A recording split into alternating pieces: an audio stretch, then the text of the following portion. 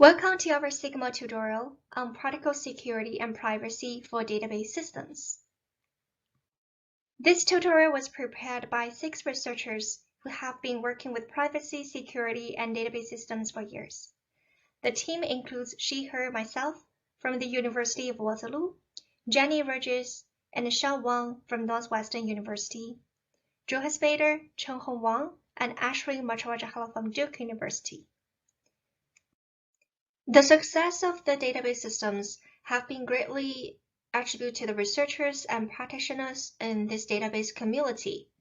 Today we find database systems everywhere, from personal data clouding to business management in corporations. There are many reasons for the popularity and importance of database systems in managing our data. Its logical data model and declarative queries allow a graceful separations between the logical layer and the physical layer of the systems. In particular, the users and administrator of the system do not have to be database system experts.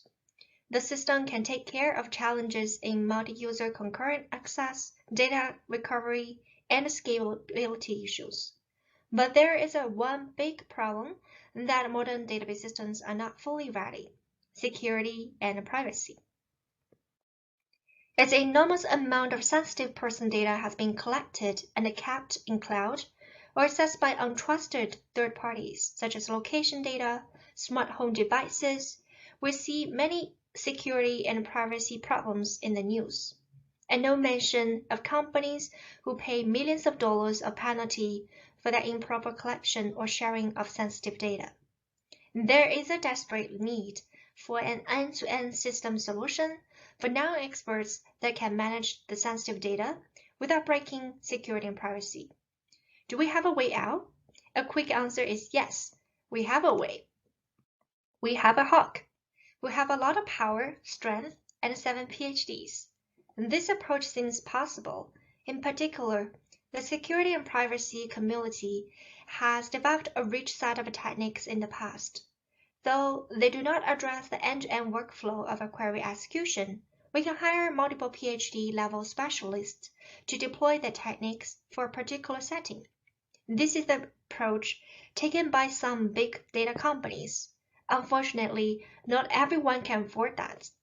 In addition, these solutions are usually hard-coded, and hence they cannot be easily transferred to other settings.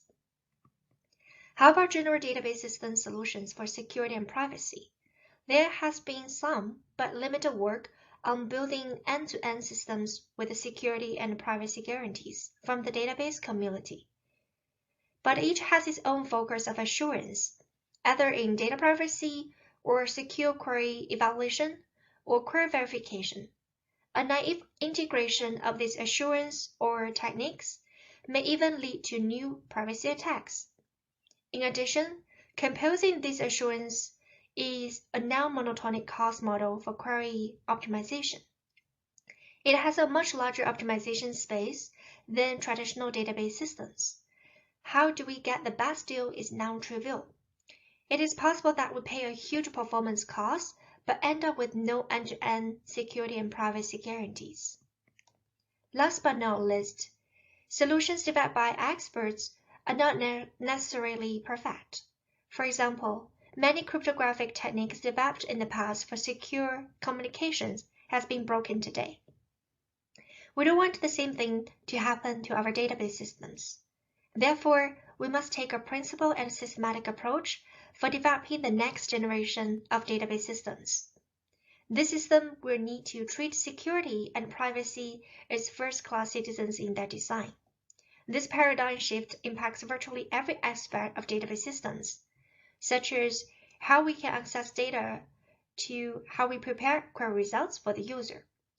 Hence, it impacts on many core database challenges such as query optimization, storage management, and database operator algorithms. Hence, in this tutorial, we first focus on the principles for defining and designing security and privacy solutions. Second, the primitives that support these definitions. And third, challenges and approaches for system integration and optimization. We have 3 modules that target each of these focuses. The first module covers defining security and privacy requirements for database systems. This focuses on the background, problem setting, and definition. In particular, we will present common architectures in this emerging landscape, and will identify when and where each will need to incorporate security and privacy techniques. Note that we won't be able to cover all the techniques in detail. Hence, in the second module, we'll focus on a few of these requirements and techniques that include secure multi-party computation, trusted execution environments, and differential privacy, to demonstrate these principles that we brought up in Module 1. We also break Module 2 into 2 parts, 2A and 2B, so that we can take questions and a break in between. Module 1 and Module 2 are intended to give general database researchers an overview of the security and privacy landscape in database systems. The second module also provides essential toolboxes for researchers to integrate security and privacy into their own systems. The third module on system integration and optimization provides case studies. These studies show the opportunities and challenges in building practical trustworthy database systems. This module also provides an overview of cutting-edge research that may be of interest even to experts. Time-wise, we plan to complete the first module and Module 2A roughly by 10:50. Then we will take a break and restart our session by 11. We plan to complete the rest of the module by 12:20. We will take questions in between every module that also include the break and the end of Module 3. Now let's come to our first module, defining security and privacy requirements for database systems, or in short form, SMP requirements. You may ask why we want to start with this topic instead of any classic algorithms or the state of arts. This is because defining SMP is a fundamental question and a key principle for modern cryptography. Unlike heuristic approaches that evaluate the solutions based on their perceived complexity or cleverness, this modern and systematic approach aims to provide rigorous proof that a given solution is secure. In order for us to articulate such a proof, we first need a formal definition that pins down exactly what security means, and why such definitions are useful or important. Second, we also need all the assumptions made by the construction to be stated precisely and explicitly. This is because most proofs rely on currently unproven assumptions about the algorithmic hardness of certain math problems, and are related to the power of adversaries or attackers that may vary among settings. Hence, it is important to have precise assumptions stated for the understanding, validation, and comparisons of different SMP solutions. In particular, many SMP solutions are not run in isolation. They are part of their complex systems. Hence, we like to ensure they can be composed easily without breaking each other's guarantee. Last, it is desired that the methods are not hidden from the adversary, or the guarantees should not be achieved via obscurity. Given the formal definitions and precise assumptions, a proof of SMP solution can give an ironclad guarantee that no attacker will succeed. Note that this approach does not end this age-old battle between attacker and defender, but it does provide a framework that helps shape the odds in the defender's favor. Therefore, we would like to take this probable SMP approach when we design and build practical systems for privacy and security. The definitions of SMP greatly depend on the architectures and settings. We need to answer the following questions. Who are the attackers or the point of failure? Are they the clients or the servers of the database systems, or both?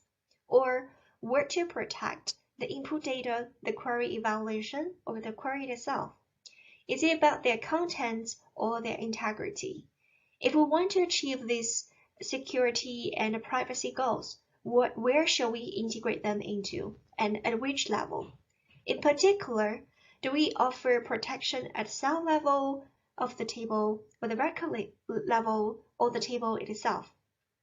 Do we design primitives at operational level, or query level, or transaction level?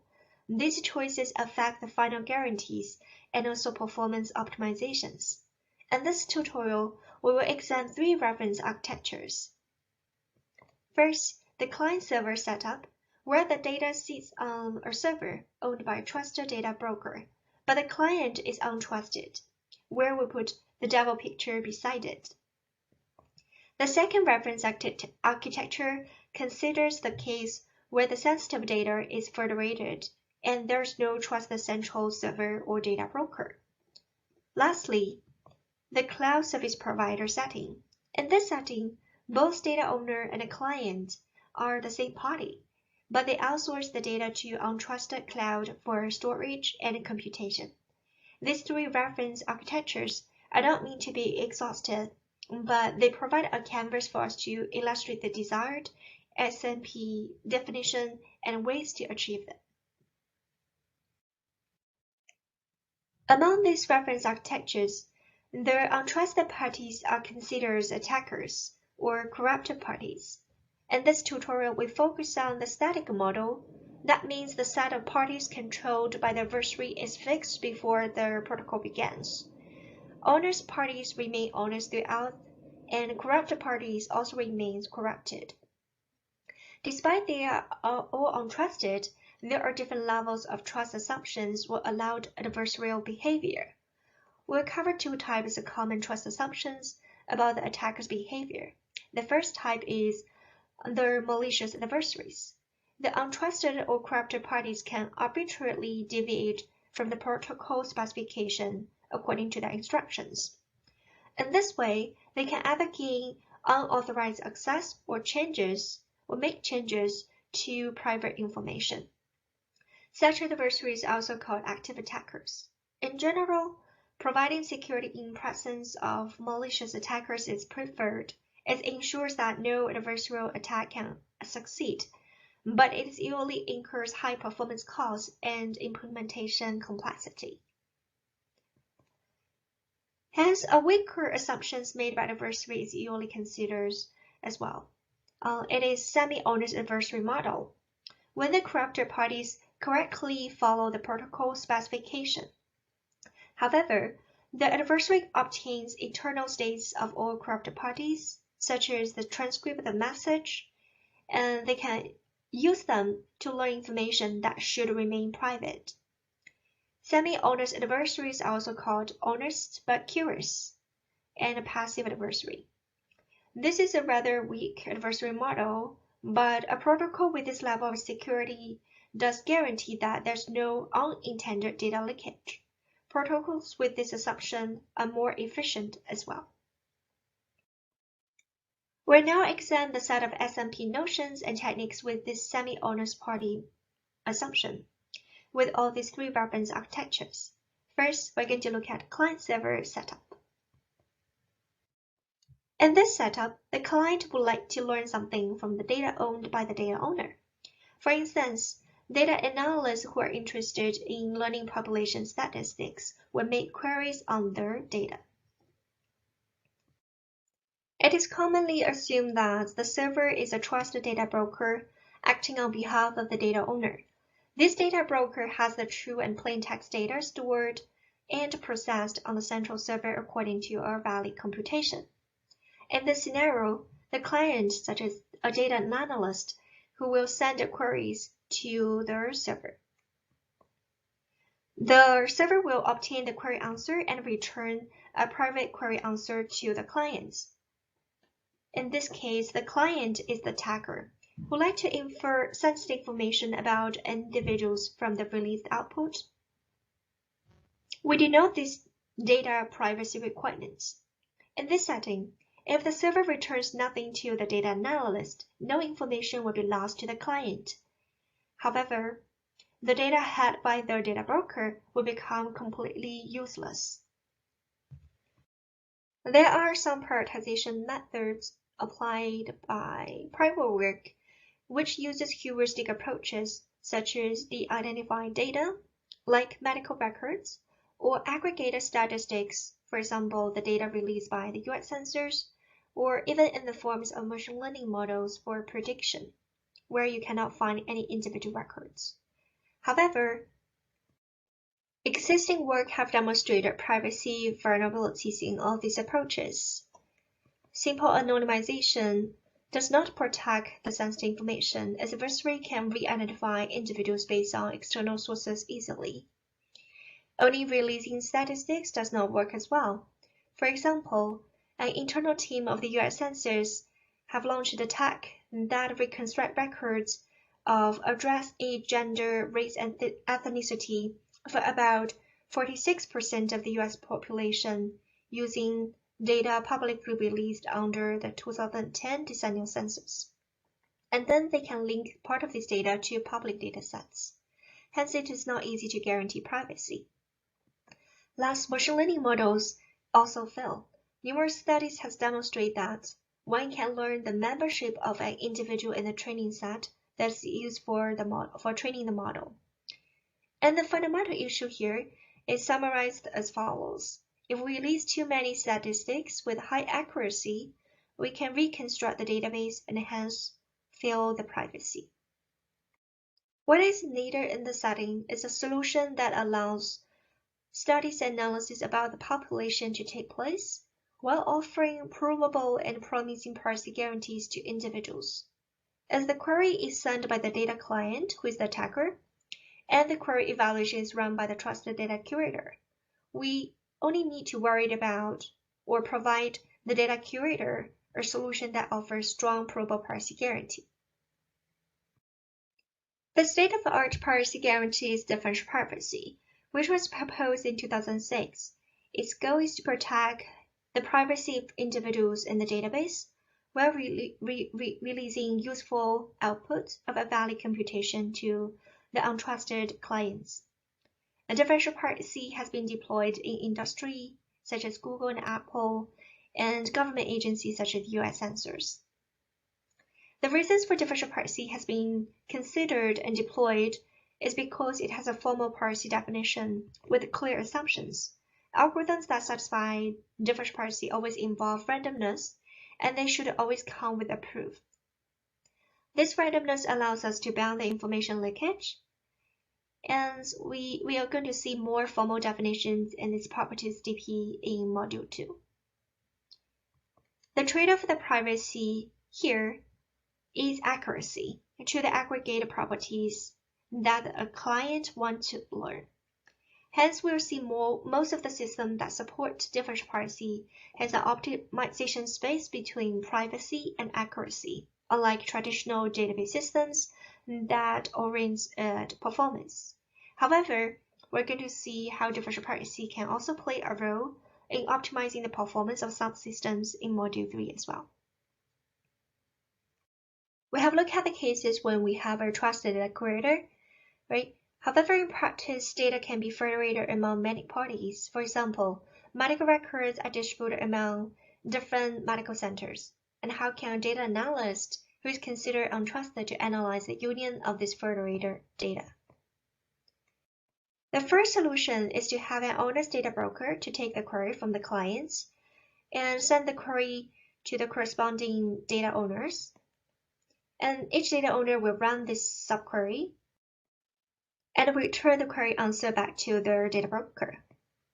And data broker will compile this query answer and send it back to the clients. But what could go wrong with this approach? First, for this to take place, we need a complex legal agreements between these data owners for data sharing. And to answer many of the queries, their private records sometimes have to be sent to their owner's broker instead of sending partial query results. However, this owner's broker may suffer a central point of failure for data breaches and saddles this broker with legal and ethical obligations to uphold data privacy. And there will also be side channel leakage with the communication between the data owner and the broker. In addition, each data owner can also observe network traces and query time to learn about the private inputs of the other parties. Or even answer cardinality, right, can be linked to each other. Lastly, the query output can also leak information about the input data to the client in the same fashion as the centralized setting. Hence, our different trust assumptions should be considered here. We call this new set of trust assumptions private data federation. This assumes that none of the parties are trusted. In this private data federation setting, the untrusted client broker can be considered to have the same view. Similar to the client-server setting, we need to prevent the client and the data broker from inferring sensitive information about individuals from the released output. Hence, data privacy is needed again in this case. How about data owners? We assume the data owners here are semi-honest. They will honestly evaluate the query over the federated data, but they're also curious about other data owners' input and aim to infer them their computation, such as by observing encrypted data, intermediate results, or side channel information. To guard from this information leakage, we defined a privacy requirement named computing with confidentiality. It is challenging to achieve this confidentiality, as we can see that no parties in this federated setting are fully trusted. Each has its own intent and capabilities.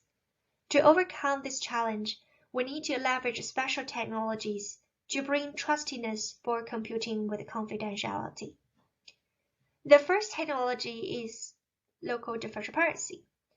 This local version of differential privacy can be applied when no central trusted data curator exists. Each data owner can perturb their input before sending it over to the data broker. This approach offers computation with confidentiality, as there are no computations involved between different data owners and data brokers. Even if the data broker is computationally unbounded, or if the remaining parties collude, the last data owner's data is still protected with bounded leakage. This, at the same time, ensures data privacy. However, the cost of this strong privacy guarantee is the loss of accuracy in the final query answer returned to the client.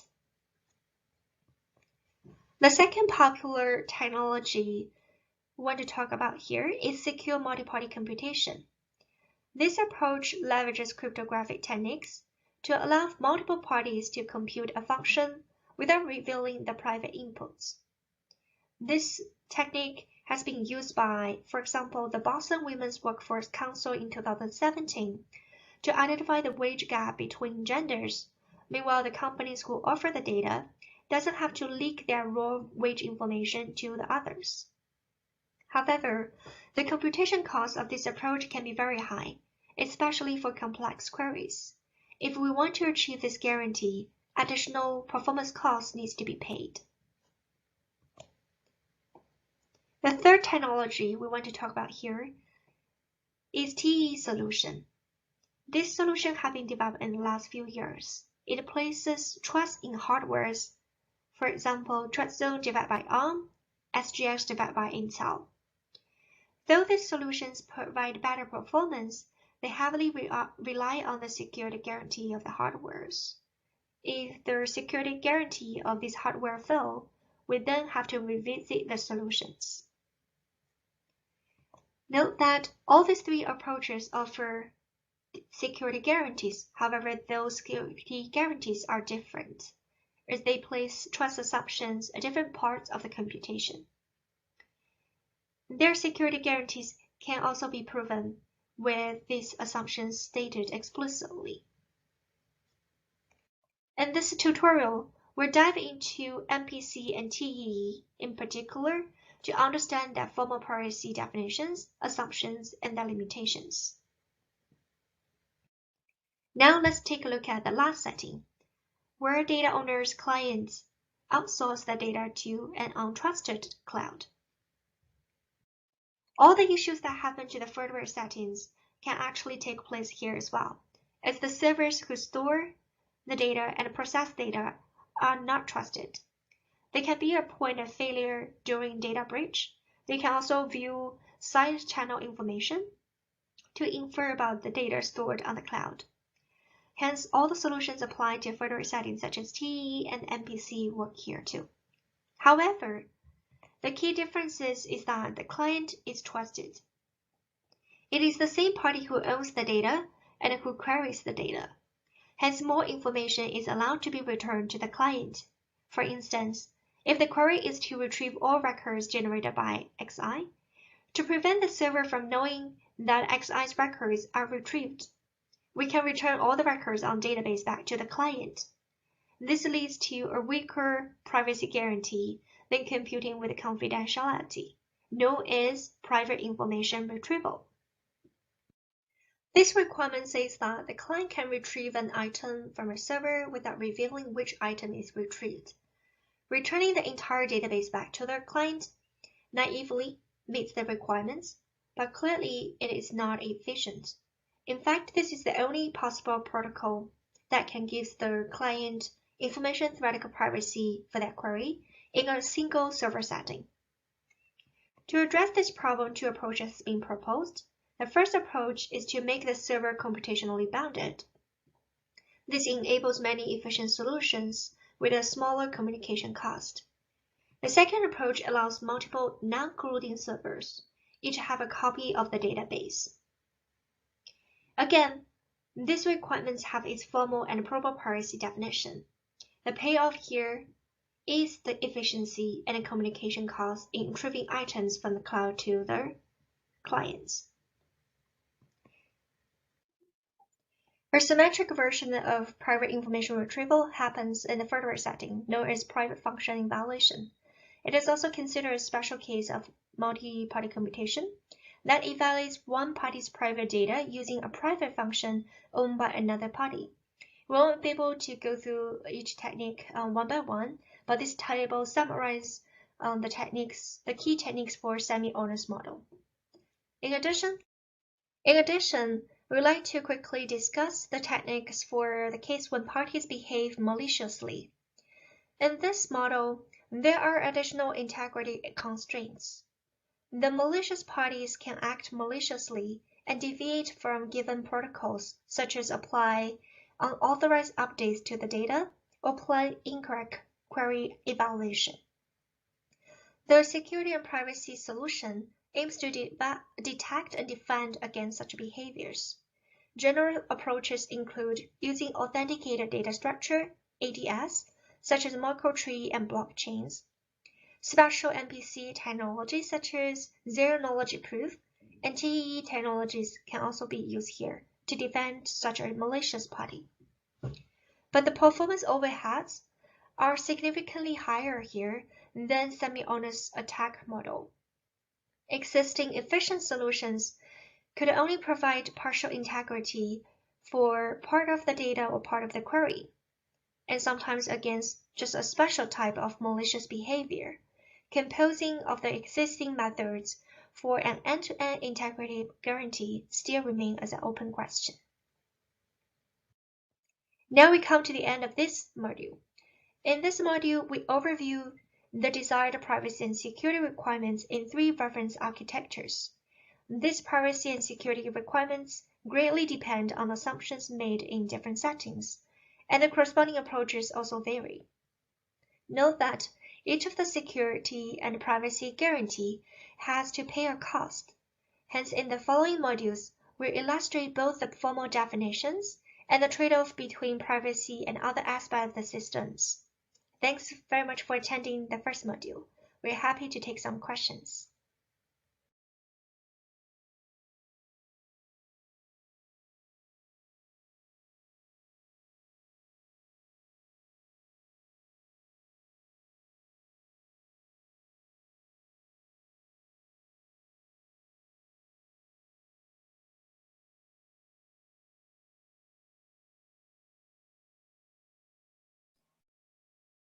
Any questions?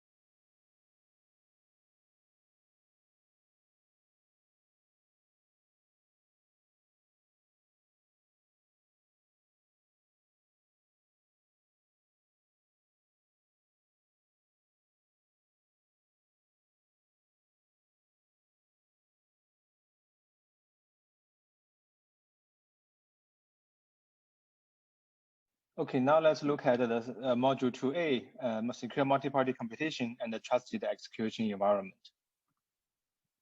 As an overview, both MPC and PEE has the same goal. And the goal is to protect the confidentiality of data while we compute queries on top of it in an untrusted setting. So compared with traditional cryptographic techniques like encryption, here, like the goal is that we want to protect the confidentiality while the data is in the change. And over here, like the attack vectors are also different. So first, of course, we want the protection of the data, and that is we want to, for example, have the data encrypted such that the data and all the intermediate result of the data is always kept private. And also, we want to protect like almost all the side channel like leakage. For example, there could be potential leakage from the queries instruction traces and many other different kind of patterns, and we want the security to hold even with such that this kind of leakage is prevented. The greatest challenge in computing with confidentiality is that there's not really anything that we can trust. In particular, the parties with the data may not trust each other for different kind of reasons. For example, they may not have the benign intent, the other party might actually want to get some other people's data. And also, parties may not have the capability to protect their own machines. So some of the parties may be hacked by the adversary, so that they will be controlled by the hacker. And in this way, we cannot really trust any other party. And the technology for confidentiality computation essentially brings back the trustlessness in some way, so that we can still compute as if there is a trusted party. Regardless of the underlying technology that we want to use, for example, MPC or TEE, we can always view the technology as a trusted party. For example, we have two parties, each with their own private inputs. And in this particular case, some zip code, we have the party on the left with 3 zip code and party on the right with 3 zip code, and they want to do some computation on top of their input. So we could view our technology as a trusted third party. And in this case, once we have a trusted third party, the problem becomes easy, because the parties can just send their input to the trusted party along with the function that they want to compute. And in this particular case, it's the intersection of the set x and y. And then we are going to hope that this trusted party is going to be able to compute the function, the outcome of this function on both parties' input, fx and y.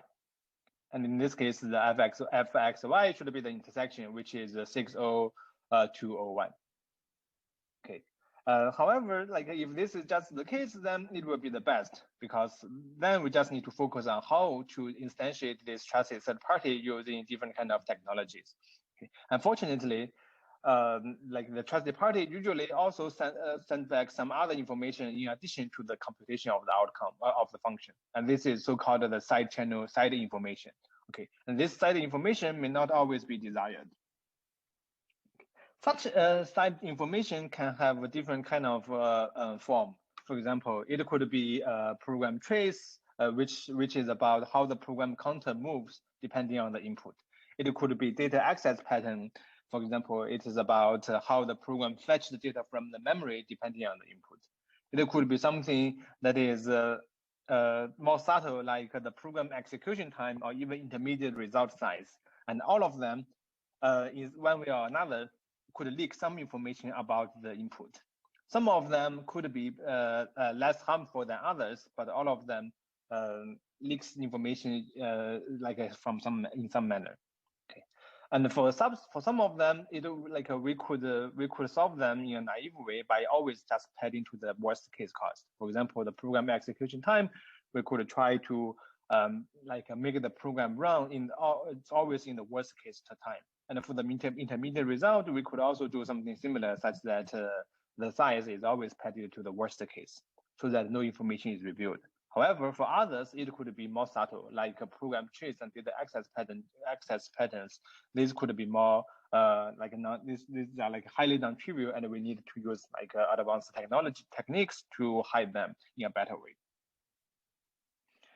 So in the following, we are going to first focus on data and trace obliviousness for the data and the program.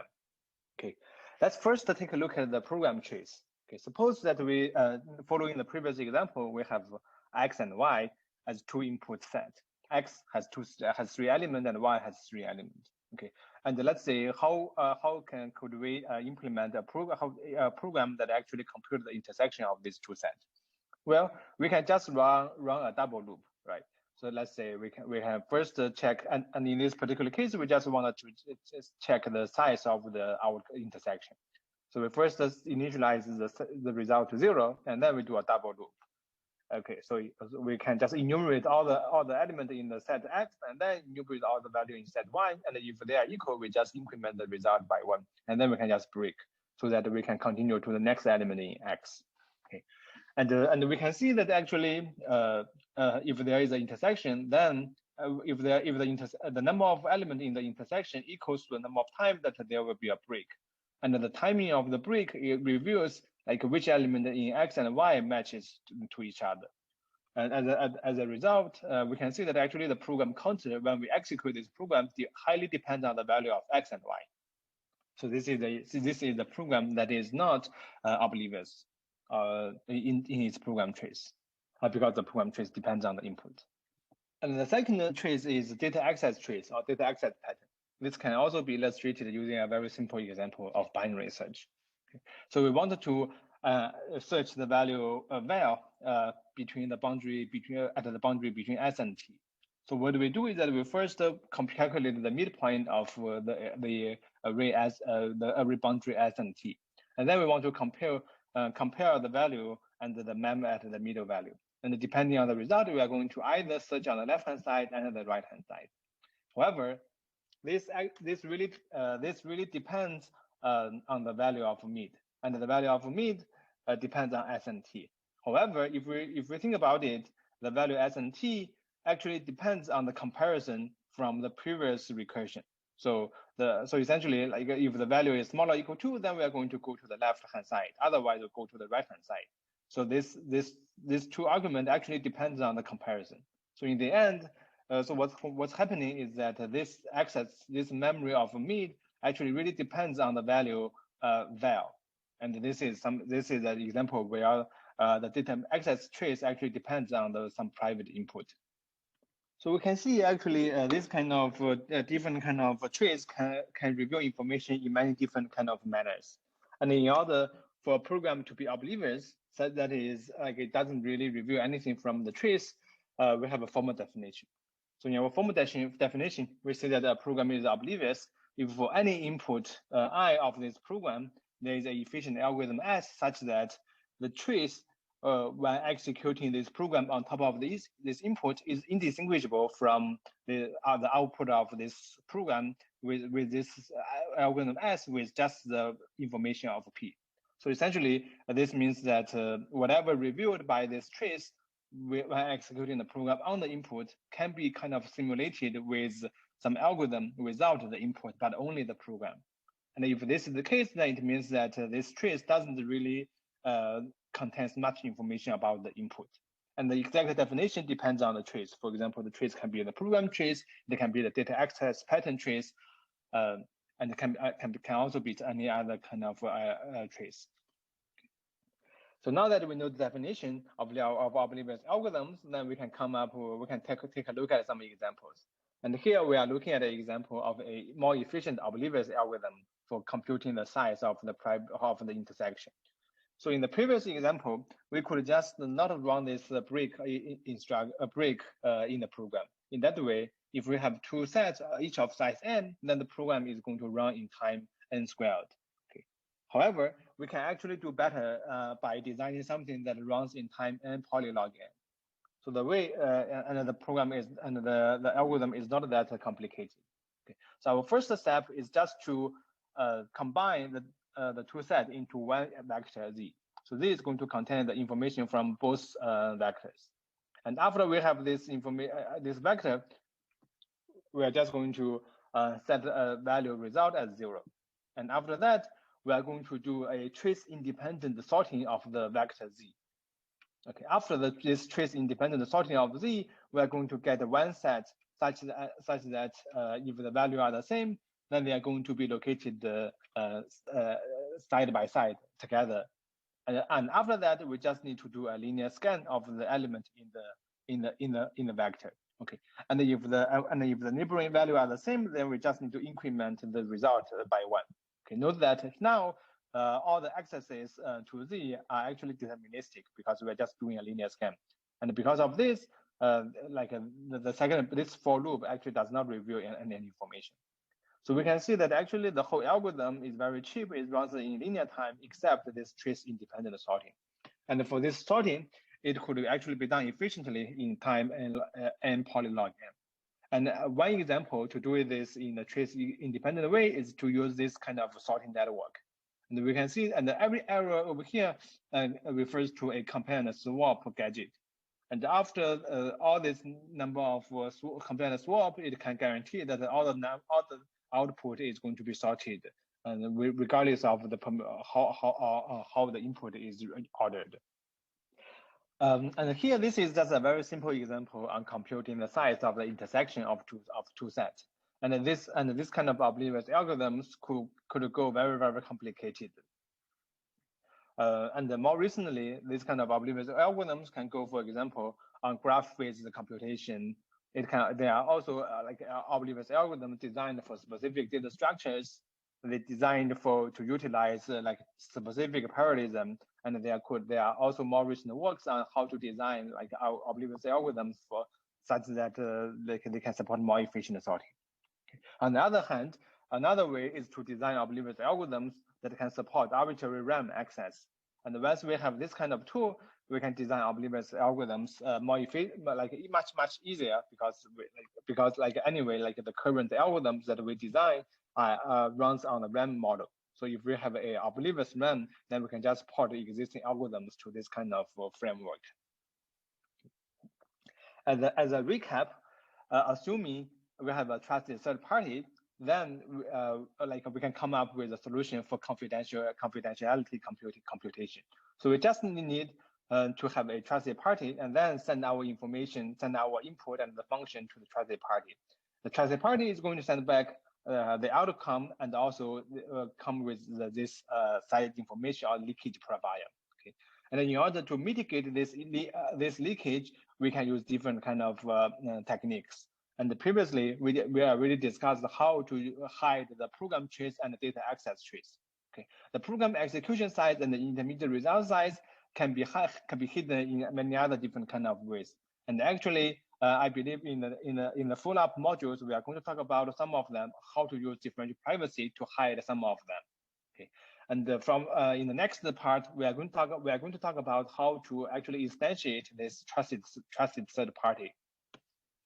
Our first way to instantiate this trusted third party is to use a cryptographically secure multi-party computation protocol. Multi-party computation is actually a very big topic, and it consists of many different kind of protocols and techniques.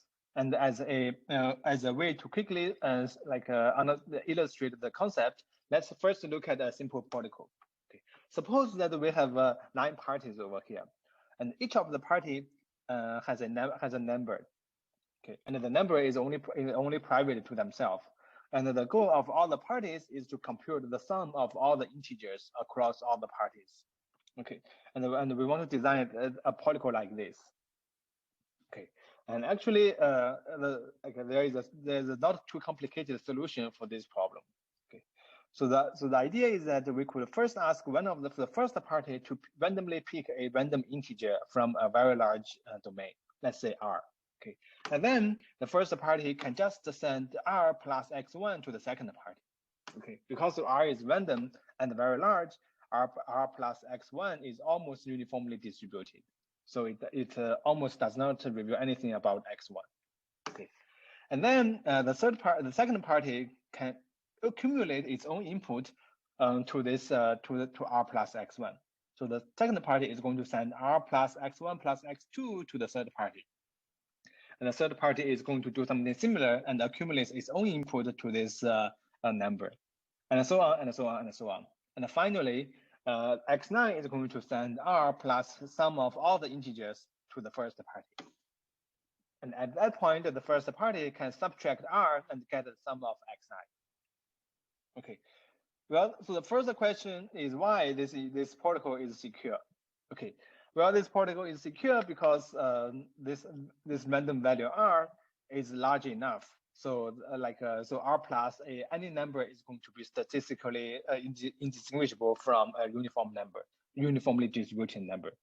And the recap, remember, compared with our previous definition of trusted party, we can actually show that this protocol that is executed among all the parties is as secure as all the parties sending their own input to the trusted party.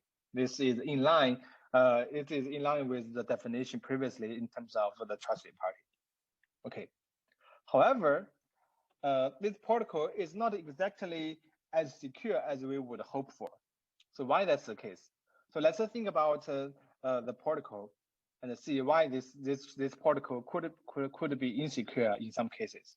Okay, well, so the protocol is not going to be secure. Let's say, for example, if the first party and the third party collude, and in this case, so the first party send r plus x1, and the third party gets the value r plus x1 plus x2 from the second party. So if the first party and the third party collude, then they can essentially just subtract the value r plus x1 plus x2 and r plus x1 and get x2 out of it. Okay, so we can see that as long as if any of the two parties in this protocol collude, then they will learn some information about a subset of the party's input, and this is obviously not a very not a very good outcome. Okay.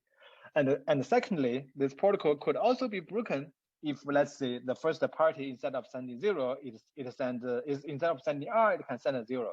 And in that case, there's no random padding to protect the privacy of the protocol. Or if any of the party in the middle could, instead of sending the value, it could just send some 0, so that the outcome of the computation is incorrect. Okay, so we can see that actually, although the protocol is secure from some assumption, it may not be secure on the other assumption. So this means that actually, in general, for many multi-party computation protocols, it's very important to understand what is the security model that we are working with. And there are many different kind of classifications depending on the security models. Okay, for example, the first question that we want to ask is how many parties could collude. Okay, and in this case, the popular classifications involves, for example, honest majority and dishonest majority. Honest majority means that out of all the parties, we assume that the majority of the parties are honest and they are not going to collude with each other. Okay, and if there's a dishonest majority, it means that majority of the parties will collude with each other, which is a much harder case. Okay. And the second question we want to ask is about the capabilities of the parties that are not honest. Okay, so let's say if we want to know whether these corrupted parties are semi-honest or malicious. Semi-honest means that these corrupted parties will still follow the protocol, but they are just going to try to collude and learn extra information from the protocol. Okay, for example, in the previous protocol, the third party and the first party learning the information of X2 doesn't really require them to deviate from the protocol. So the protocol, if these two collude, they just need to, a semi-honest adversary will be able to learn X2. And then the second the notion is called malicious. In the setting of malicious adversaries, the corrupted parties can do arbitrary activities as long as they think that they are viable. Okay, and in particular, for example, if some party actually changes their input, changes the message to something else, let's say 0, then that's a malicious behavior. And the next question we often want to ask is how many parties are guaranteed to obtain the output. Okay, so here we have all different kind of concepts. For example, security with a board, which means that the adversaries may decide what are the parties who may get the output. And the fairness is also fairness and guaranteed output deliveries are also related concepts. In terms of the formal definition of secure multi-party computation protocols, it also uses the key idea of modeling as a trusted party and also having some kind of a simulation and involved in the definition. So essentially, So we can view that we have two words.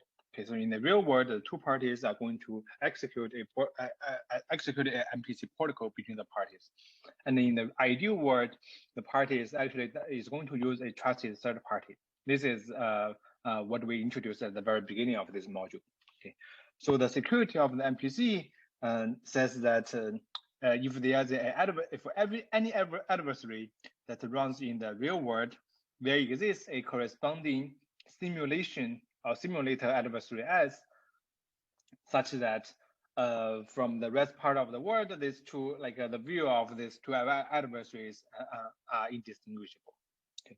So the implication of this kind of definition is that anything that the adversary can be done or could have learned in the real world could also be done or have been learned in the ideal world. And in the ideal world, the adversary cannot really do anything beyond just send the data to the trusted party and get back the outcome and also potentially some leakage profile. So this also means that the MPC protocol actually satisfies this kind of trusted party paradigm. So common building blocks of secure computation protocols there are many different kind of common building blocks to construct efficient secure computation protocols. The basic building blocks include, for example, the Gabor circuit, the oblivious transfer, Beaver triple, and secret sharing. This can be used to build many different kind of protocols in the two-party and multi-party setting. More recent and more complicated tools include, for example, private set intersection, function secret sharing, RAM-based secure computation. They are specialized in certain like a functionality, but they can be much efficient than just using basic building blocks to build certain functionalities. There are also similar building blocks that could be helpful to construct efficient secure computation protocols, including, for example, private information retrieval for the homomorphic encryption and zero knowledge proofs. Okay. So private information retrieval is a protocol where the client wants to retrieve as a particular block out of many blocks from the server. Okay, so the content of all the blocks are public, but the client does not want to reveal which block is being retrieved from the server. So the server only knows that one block is retrieved, but the server does not know which block is retrieved. That's private information retrieval. Fully homomorphic encryption is a special kind of encryption scheme where we can compute manipulate on the ciphertext such that the underlying plaintext can be computed without decryption. Okay. Zero knowledge proof is also is another cryptographic protocol where we can prove things about the fact about some knowledge without revealing the knowledge. Okay. All of them can be helpful in accelerating multi-party computation. For example, zero knowledge proofs can be helpful in designing, for example, maliciously secure protocols. Fully homomorphic encryption can be used to reduce the communication overhead of two-party and multi-party computation protocols. While private information retrieval has been very useful to even retrieve some data from a large array of data inside of secure computation. Okay, so because of the time constraint, over here I can only give a very high-level introduction of secure computation. And more information, there are many other materials, and many of them has been summarized in this very awesome GitHub repo. So I want to just highlight some important key points. Okay, and for let's say if you want to know more about MPC, I think the best source of to learn them is probably through this BIO Winter School, the first one and the fifth one. This two sets of video lectures actually covers a broad set of cryptographic techniques. And the first BIO Winter School is like 10 years ago. So the content has already been very classical, and many of them it has been implemented in many ways. The GitHub repo also contains a list of existing implementations, open source implementations that you can use. I just want to point out here that in order to choose the open source library that they want to use, you should first think about how many parties are there that you want to use MPC on top of it. What's the security model, whether it is semi-honest or malicious? and what kind of programming language you want to hook up with, whether it is Rust or it's Java or it's C++. This kind of decision should could always impact the choice of the library that they want to use.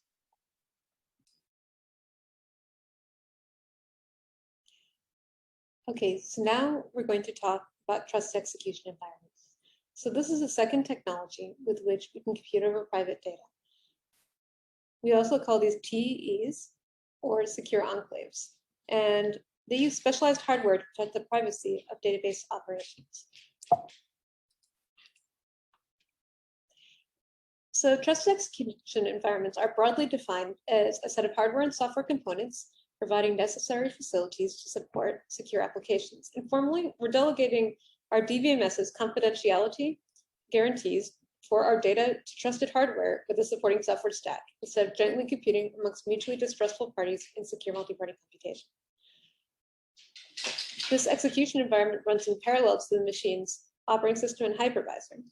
We may use this for databases in the Entrusted Cloud, where we outsource our data storage and query evaluation there, or for private data federations. This trusted hardware is initialized at boot time, and its administrative control is isolated from the remote system in which it resides. For the user launching their enclave on the Entrusted Cloud, they don't need any administrative or kernel level access in order to run within the host system. So the confidentiality guarantee of the enclave means that the enclave alone has the key with which to decrypt the database's private data, and then data may only be accessed by the code running within the enclave.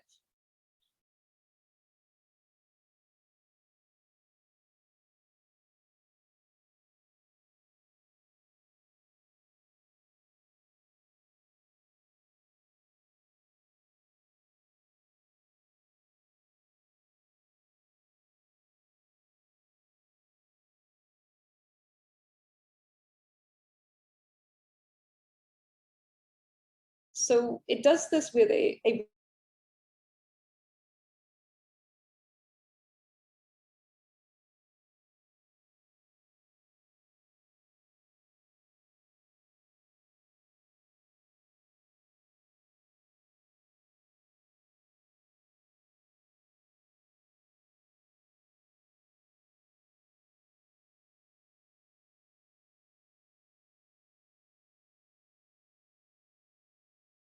Okay, now let's look at the private data. Enclaves are seeing use. Many of us a web of trust model for provisioning secrets to protect the data and code. So each time we encrypt the data, we use a key that's derived from a root of trust that is a private key etched into the chip for our trusted execution environment at manufacture time. Now, TEs also guarantee the integrity of their query evaluation.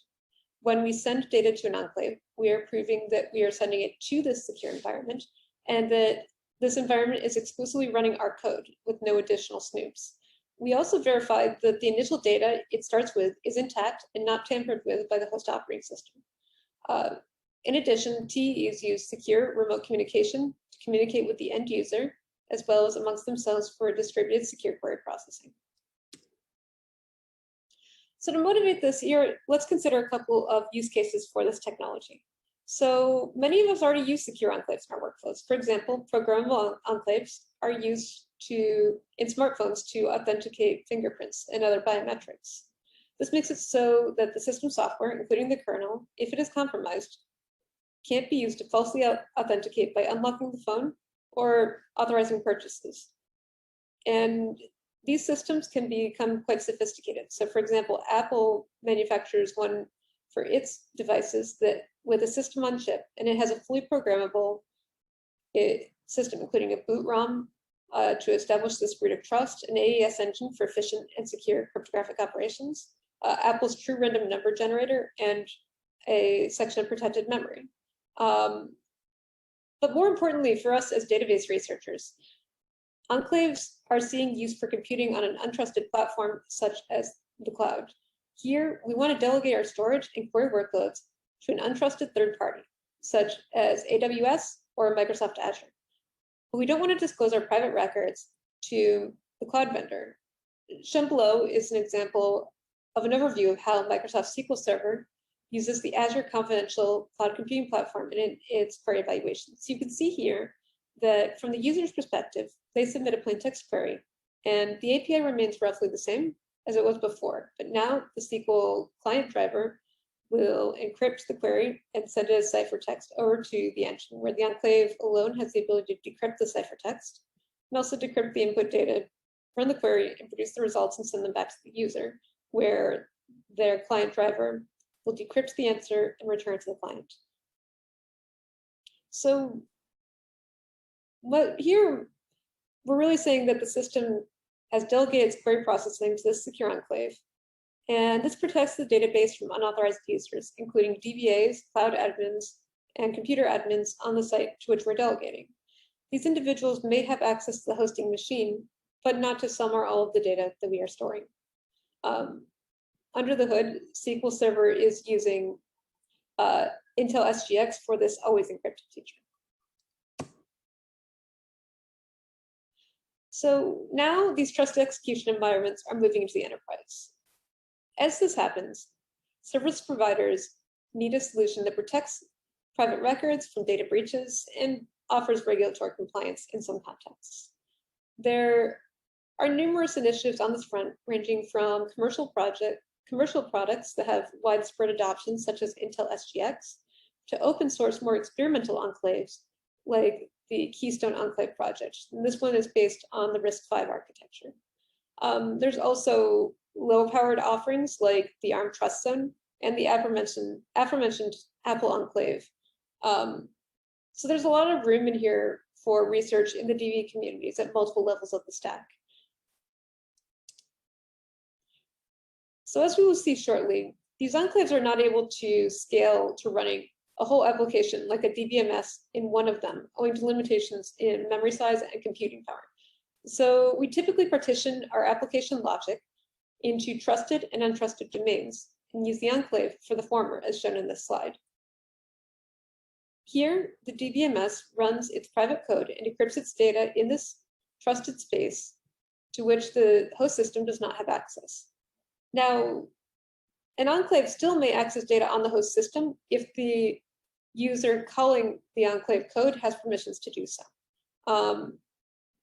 But determining what parts of the DBMS must be implemented in enclave is an important part of this design process. Figuring out when are we touching this data, and what other information are we not willing to leak to the cloud providers, such as perhaps the contents of our query or details of how we run them. At a high level, the enclave is offering the programmer two functionalities. First, we load the data and code in order to launch an enclave. This creates an enclave instance with a unique identifier and a proof or signature verifying that the secure instance has launched with the given code that we put forth, as well as the initial data that we provided to it. And that it's running on this one particular TE or chips. We also leverage features of the hardware itself when we're signing it. The second thing it offers is when we execute, when we invoke a function or a program. And here we call the enclave with its unique identifier, and we provide inputs to the program. It produces the output, and it also provides the user with a proof that demonstrates cryptographically that our output was derived from the input program and the initial stored data. So that's how we uphold our integrity guarantee. In addition, though, and this is something where our applications can get challenging, is that TEs are vulnerable to side channel leakage. So we touched on this briefly earlier in the previous section, but recall that an adversary can passively observe IOs in and out of the enclave, network transmissions, runtime, and other characteristics of the query's evaluation, and deduce unauthorized information about the private data or query. So we can't simply port existing DBMS code to an enclave without first hardening it to this class of attacks by making our code's execution data independent. So that's the oblivious feature that we were hearing about in the previous section. So making code fully oblivious is incredibly expensive in terms of performance. Like, we're talking multiple orders of magnitude slowdown if we want to make it so that our database execution truly leaks no information, because effectively we're running in worst case time. So, and that's what we're doing with secure multi-party computation. So we have to make informed trade-offs between full oblivious and running standard code in the enclave, depending upon what types of information we're willing to leak from our DBMS. So the key features that we're getting here are, first, confidentiality for both our code and data. So here we want to protect the confidentiality of private data with an end-to-end approach. So you can think of this as almost like running your DBMS within a virtual machine, albeit a very small one. The data is encrypted at rest, and the enclave alone has the key with which to decrypt it. Recall that the key is based on this root of trust established by the TEE using a private key etched into the chip. Similarly, the code may remain unknown to the host OS and to any observers because we can input it in an encrypted form to the TEE at lunchtime. Once we create an enclave, the code and the data remain sealed in it. They're not accessible by the rest of the system. Hence, the hypervisor and the OS still can't read them. Second, a user needs remote access to the TEE, and they do so by setting up an encrypted communication channel between the enclave and themselves. So here again, the TEE has to prove that it is legitimately this piece of hardware, and it has to establish this secure channel between the user and itself. So in addition to connecting with the client or the user, the enclave can also initialize and maintain a secure and verified connection with other enclaves for distributed or parallel query processing. With this, we can maintain our guarantees even when our workload spans multiple machines. So our last main guarantee here is that the enclave will have integrity for the data and the code it runs. It also guarantees that the data has not been altered when we page it in from disk. And to do this, the enclave uses measurements to prove to the user that it is running the correct code and that that code is running on the prescribed hardware and that the data is what we expect it to be. So when we do this in a distributed setting, we're using a similar proof algorithm. Okay, so how do we make this happen? What are the building blocks that we need here?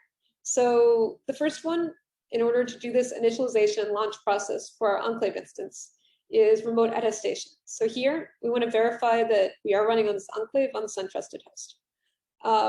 So this is how we provision our enclave. And we generate a set of keys and do a handshake with the user and with at least in the case of Intel SGX, with Intel, in order to verify that the code, the hardware keys, and the data are as the user expects. And it does so with this unforgeable signature for the enclave, so you can't forge it.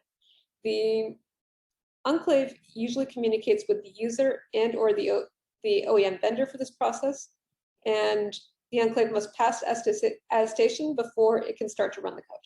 So we had to prove that we are running in the enclave with only the code that we expected and with the data that we need. So second, we have this protected, our second big ingredient is we have this protected memory region for the enclave's data. In Intel SGX, this is called the encrypted page cache. And this is where we can decrypt the contents of the private pages in a way such that the host OS can't read them. Unfortunately, these page caches tend to be small. And we're talking about SGX because this is the most common one, and it's on about 128 megabytes. But its actual working space can be much smaller. And we'll talk about that more in a moment. So third, these systems come with a set of instruction set extensions. And with those, we can create, enter, and exit the enclave. We also invoke these instructions when we're verifying that we're running on trusted hardware for remote attestation, and when we're setting up trusted encrypted channels with the end user or their enclaves. When we're building a DBMS over TEEs, we need to integrate these system calls into the private sections of our application logic. Okay, so with these building blocks, what are some of the design decisions we have to make when we're building this on a trusted execution environment? So if we're building a DBMS. So the first big thing we have to do is we have to define the security guarantees for the system. So in this process, we need to think about our threat models. So we have to say, even though we know that the TEE will protect against malicious actors, even on the host operating system, it still remains vulnerable to all these side channel attacks. So you have to spell out exactly what we're protecting and to what extent, like how strong our adversary is. We also need to describe who is permitted to learn what about the data, because that will inform how we protect the side channels like I/O, memory access patterns, and network transmissions. And then we also have to think about how are we going to manage our IOs, our inputs and outputs. So recall that Intel SGX has about 128 megabytes of memory, but once you've loaded up your trusted code base, the code that you're going to run in the supporting libraries, effectively you have about 90 megabytes to work with at a shot. And so we need to partition the DBMS's facilities into small enclave-sized pieces, and that we have to use the same principles when we're paging data into and out of the DBMS. So one useful way to think about this is by starting about it in terms of query execution. What can an attacker learn? By observing the runtime of the query, cardinality of the intermediate results, by looking at when are we paging things into and out of the EPC or our protected memory. But that's not all, because we have to think about this in terms of the larger systems. We have to say, well, is information being leaked by logging if we're doing logging for recovery? What about if we want to do index lookups? Does that reveal certain things about the underlying data, especially if the adversary knows the query that we're running? Things like managing the buffer pool and so on. So we have to take a more holistic view to our database's design when we're thinking about this in the context of TEs. So our threat model will also, of course, inform what modules in the DBMS must be performed in the enclave. So we have to think both about what subsets of the code need to be run securely. And we also have to think about how are we going to bring data in and out of the enclave in a way that doesn't inadvertently reveal information about the data. So if we're doing things like point lookups and the adversary can see exactly which pages we're bringing in every time, then this is bad. This can leak information about like how many users, like if we're looking at a list of users for a student enrollment system, then we could say, well, now we see that user ID X is enrolled in X classes if we look at how many pages we're bringing in from memory. There's a few common pitfalls that we might encounter while doing this. And this list is not exhaustive. So the first thing is IOs. In a disk-based DBMS, serializing data into and out of the enclave is expensive. And we have a very similar performance pitfall here, where when we partition our data into a format that offers efficient lookups, we have to weigh this against the cost of serializing the data, bringing it in, bringing it out. We don't want to do that repeatedly if we don't have to. But at the same time, we don't want to leak unauthorized information by doing a lot of very specific lookups. And there are some solutions like there's an oblivious RAM for TEs called Zero Trace that can help with this, which brings us down from having to do like an exhaustive scan over the data when we're looking up specific values. We don't want to leak information to, say, a polylogarithmic runtime. But we may benefit from novel data structures here for indexing and lookups. And there's been some preliminary work on this with OblivDB. A second challenge here is that there's really no systematic way to partition a program's native and enclave code to make really strong guarantees. We're basically doing this by hand right now. So when we do this, we have to verify the entire query lifecycle to identify potential flaws in our workload. And this can be really tricky when we have many moving parts together, like logging and index maintenance, transaction or concurrency control, and so on, right? Also, this is kind of an aside, there are some interesting privacy performance trade-offs that we can make when we're designing a DBMS in this setting, meaning that sometimes we may strategically leak some information in exchange for faster query runtimes. For example, we can make our queries run faster if we reveal information about our query results as we go along, such as intermediate result sizes. Or if we're in a distributed setting, we might choose to use non-oblivious shuffle algorithms for things like joining and aggregates. But on the other hand, quantifying the impact or security and privacy loss associated with these design choices is something that we don't really know how to do yet. We can do it in the context of differential privacy, but in the general case, it's much harder. And it's not clear that there even exists a solution for understanding the security implications of these privacy performance trade-offs. So here's a few example questions that we could use when we're designing a DBMS for TEs. One, we can ask, are the queries themselves private? So is the host OS allowed to learn what queries we're running? We can again ask about whether we should protect the cardinalities of intermediate results. So here you can see if we're fully oblivious, then the intermediate result cardinalities can really blow up fast because we have to effectively run in worst case. So you can see here just with a simple join that it has an output size that's equal to the Cartesian product of the input size. And that's clearly not going to scale over a set of joins, right? So another question is, how do we make swapping data in and out of the protected memory data independent? How do we not inadvertently leak information when we're paging in data from disk? And there's a lot of design room here, in my opinion, for access path selection. So thinking like we may find more ways to bring data in. That doesn't mean we have to scan the whole relation every time.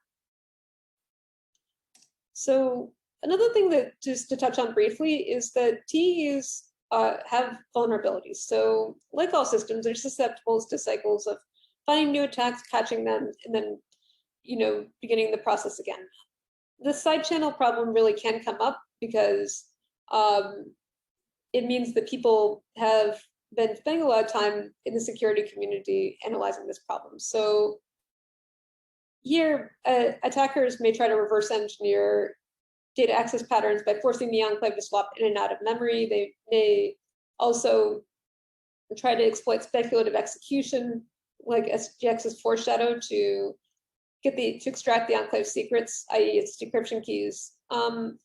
But the thing that makes this problematic is that sometimes we can't patch it with software. Sometimes, like for example, with foreshadow, we have to patch this in physical hardware, and that means that updating it can be very costly and time intensive. But so even though we may not have entirely figured out this hybrid software's hardware system security yet, this is still a valuable platform with which to do research, and it will continue to get better with time.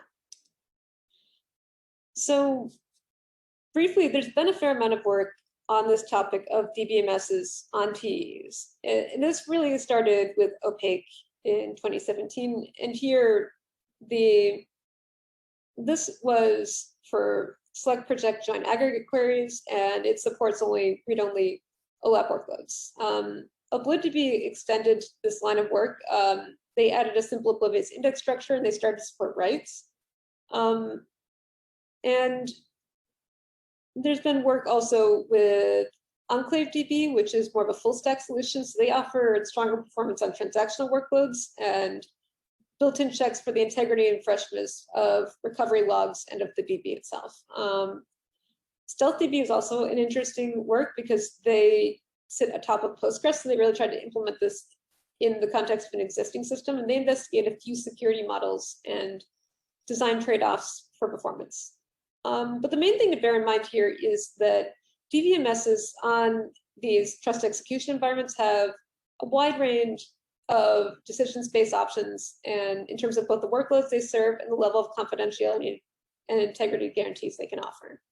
And there may still be fertile ground here for additional research for workloads like HTAP and improving the performance of current systems. So to briefly summarize, in contrast to secure multi-party computation, the TEs are much more efficient for performance. And they also naturally parallelize in a way that secure multi-party computation cannot, because they compute locally instead of evaluating these garbled circuits by passing encrypted messages around the network. So then with MPC, the network can become the bottleneck, and TEs will parallelize more nicely. Now, the cons are that you have vendor lock-in. So for example, with Intel SGX, if you want to do remote attestation, you have to go through Intel. So that means you have to trust Intel. They're also vulnerable to side channel leakage. And that sometimes these security guarantees can be brittle because hardware fixes are slow to roll out. And with that, I thank you.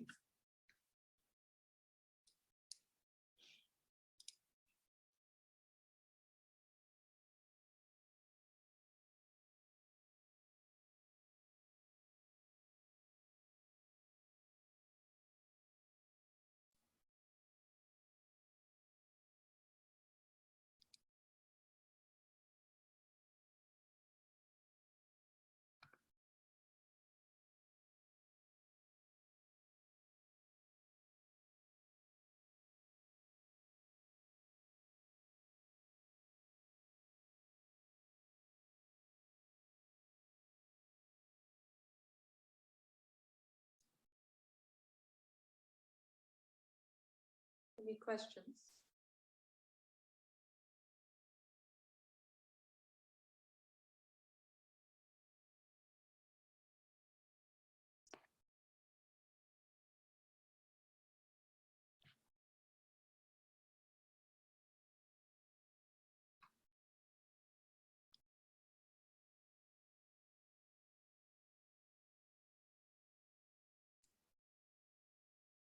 If not, should we start our 10-minute break?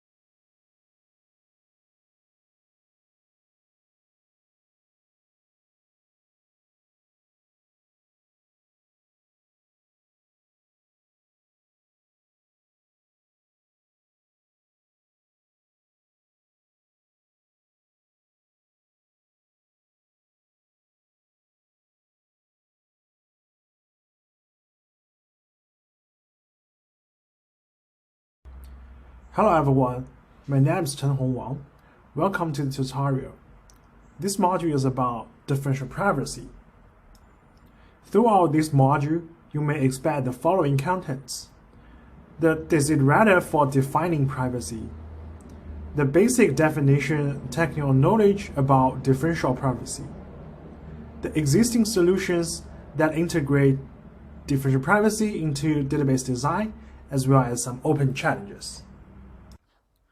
Let's start with a well-known privacy breach example for Massachusetts governor. So assume the hospital publishes certain medical data where they anonymize important identification information, such as the name and the social security numbers. However, attackers can still infer sensitive information by combining the medical data with another public table, which is the voter list. Then, according to some crazy identifiers, the attackers can identify the record in the medical data that belongs to the Massachusetts governor. So the crazy identifiers are pieces of information that are not themselves unique identifiers, but are sufficiently well correlated with an entity that they can be combined with other crazy identifiers to create a unique identifier. So for example, you may not be able to identify an individual by using only the zip code, the DOB, or the gender information. But by combining these three attributes together, almost 90% of US populations can be uniquely identified. So we then claim these three attributes are crazy identifiers. And here's one solution for this, which is called k-anonymity, which could avoid linkage attacks. The k-anonymity works as follows. If every row corresponds to one individual, then every row should look like other k-1 rows based on the crazy identifier. Here's an example about full anonymity. And if we consider the zip code, age, and nationality are crazy identifiers, then each row should look similar to other three rows with the crazy identifier attributes. However, this k-anonymity setting may have issues when the adversary has some background knowledge. For example, assuming the adversary knows that Emiko is a 25-year-old Japanese who currently lives in zip code 13053. And based on this information, the adversary learns that Emiko's information is contained in the first four tuples of the given table. Without additional information, the adversary is not sure whether Emiko caught a cancer or has a heart disease. However, it is well known that Japanese has an extremely low incidence to have a heart disease, and therefore, the adversary can conclude with nearly certain that Emiko has a cancer. And this is a type of inference attack that utilizes background knowledge. There are many types of attacks that using background knowledges. There are attacks against Netflix data, against search log, and against social network. Therefore, the first desiderata for privacy definition is to resilient from background knowledge. That is, a privacy mechanism must be able to protect individuals' privacy from attackers who may access the background knowledge. The second problem of privacy is that many organizations may think their data are private because they perturb the data and make some parameters of the perturbation sacred. However, this is a very strong assumption.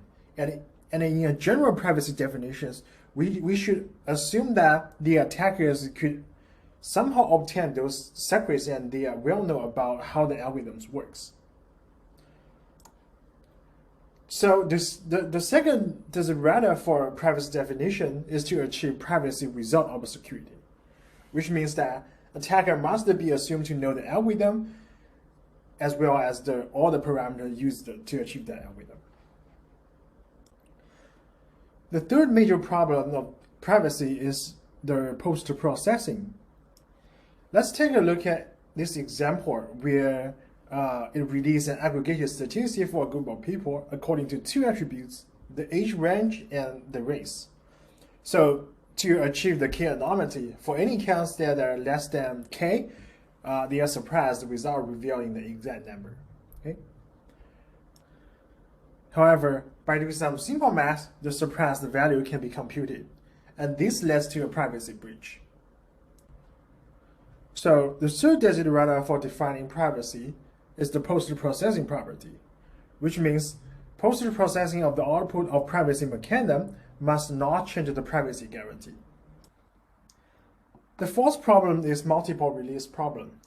For instance, if two hospitals both uses k-anonymity to release their own data, one uses 4 anonymity, another uses 6 anonymity. Now, let's assume Alice visited both hospitals and she is 28. Can you deduce Alice's medical condition? And the answer is yes. And this implies that the 4 anonymity plus 6 anonymity does not give you another k anonymity. Right? So that is a problem about the multiple release.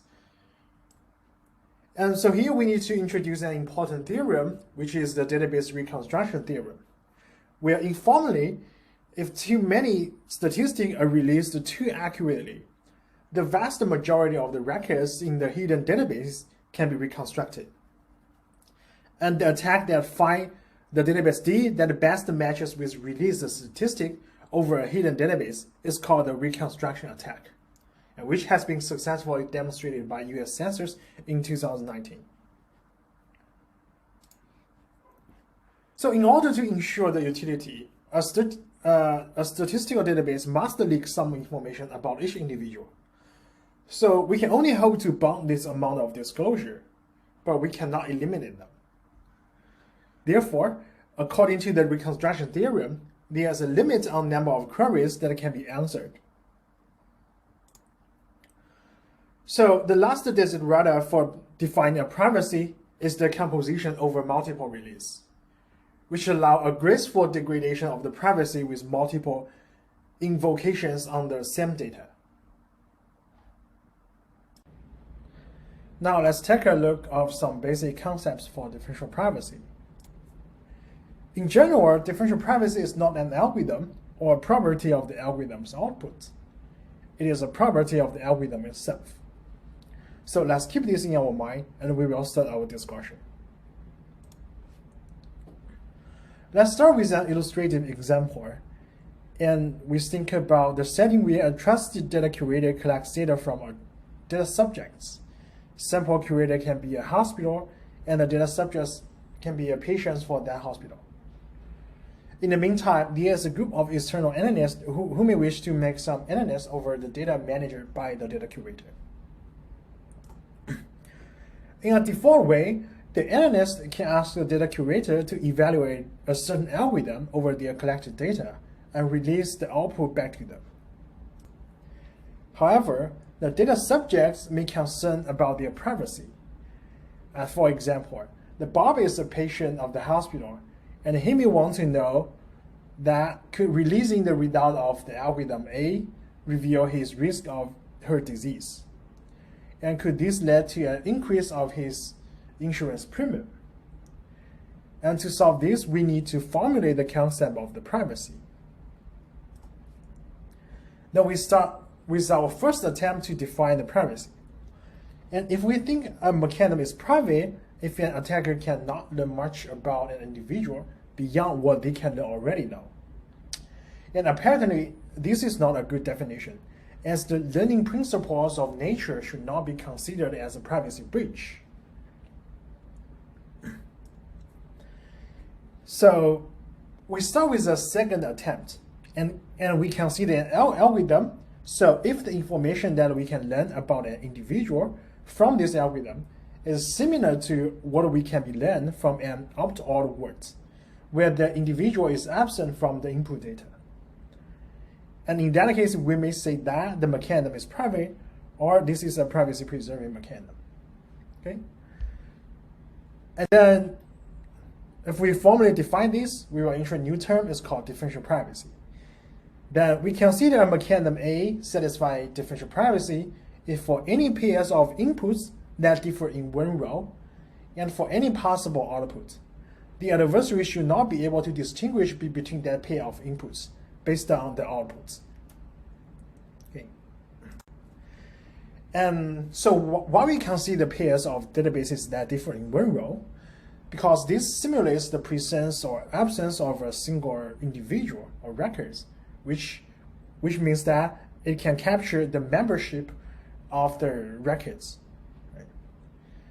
And usually we call such a pair of databases that differ by only one record as the neighboring databases.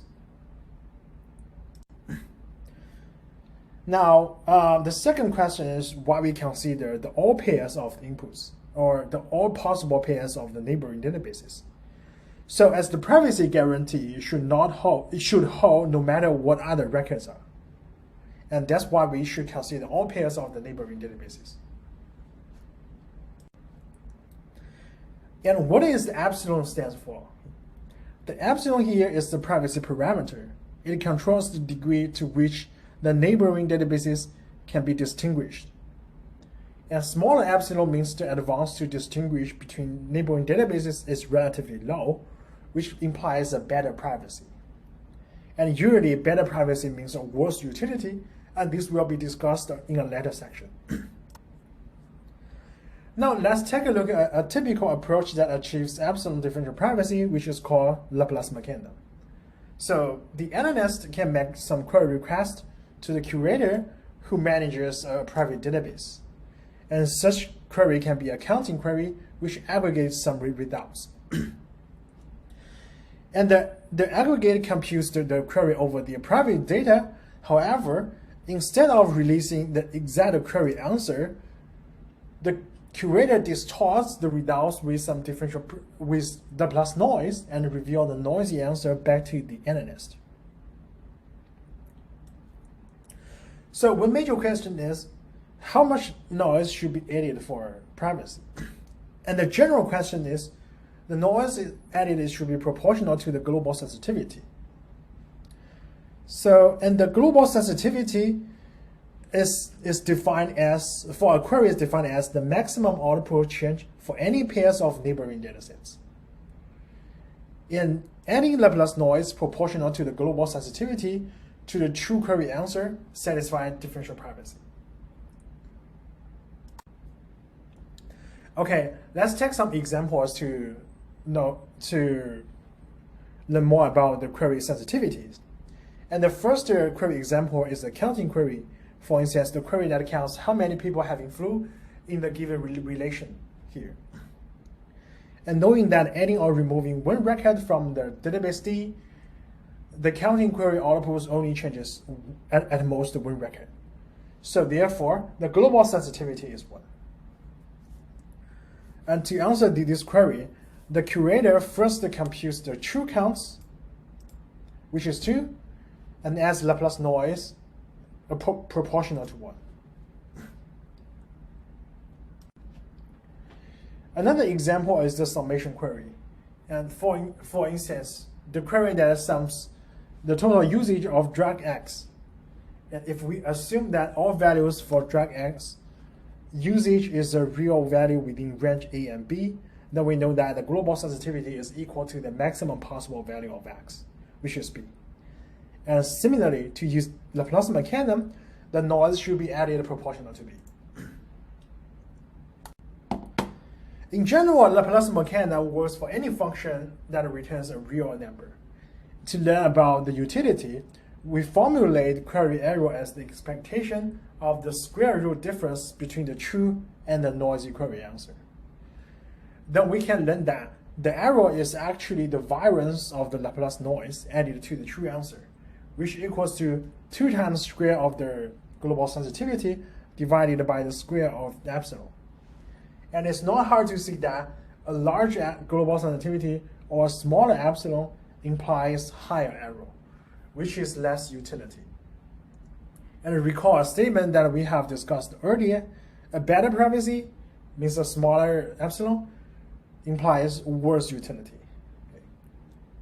So from here we can conclude there exists an accuracy privacy trade-off for Laplace mechanism.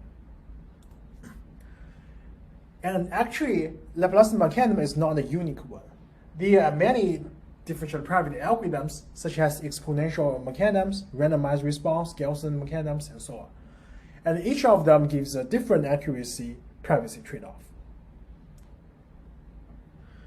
We have learned how to respond queries in a differentially private manner. Now let's talk about how to release multiple differentially private queries and how privacy is composed. The first theorem is sequential composition theorem. And it says that if we apply multiple differentially private mechanisms over the same database, and then the total privacy budget equals to the summation of the privacy budget of each sub-mechanism. In other words, if we release multiple differentially private queries, and then the total privacy cost equals to the summation of the privacy budget that is allocated to each subqueries.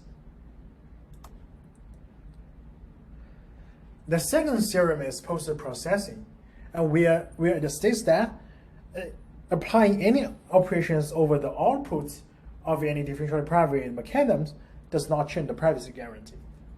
And in other words, if we already responded some query in a differentially private manner, and then any post-processing operations over that query answer will not change the privacy parameter. So far, we have talked the basic definitions and concepts of differential privacy, and actually, differential privacy has widely adopted by various real-world use cases.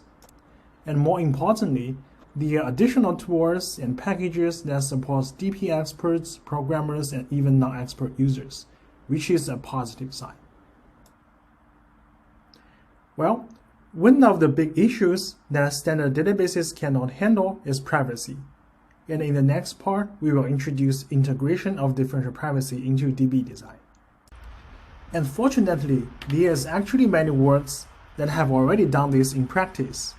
And some nice thing about the system is that they leverage the standard query language in database system, and then you can actually answer a large class of queries whose sensitivity can be automatically analyzed by the system based on a set of rules.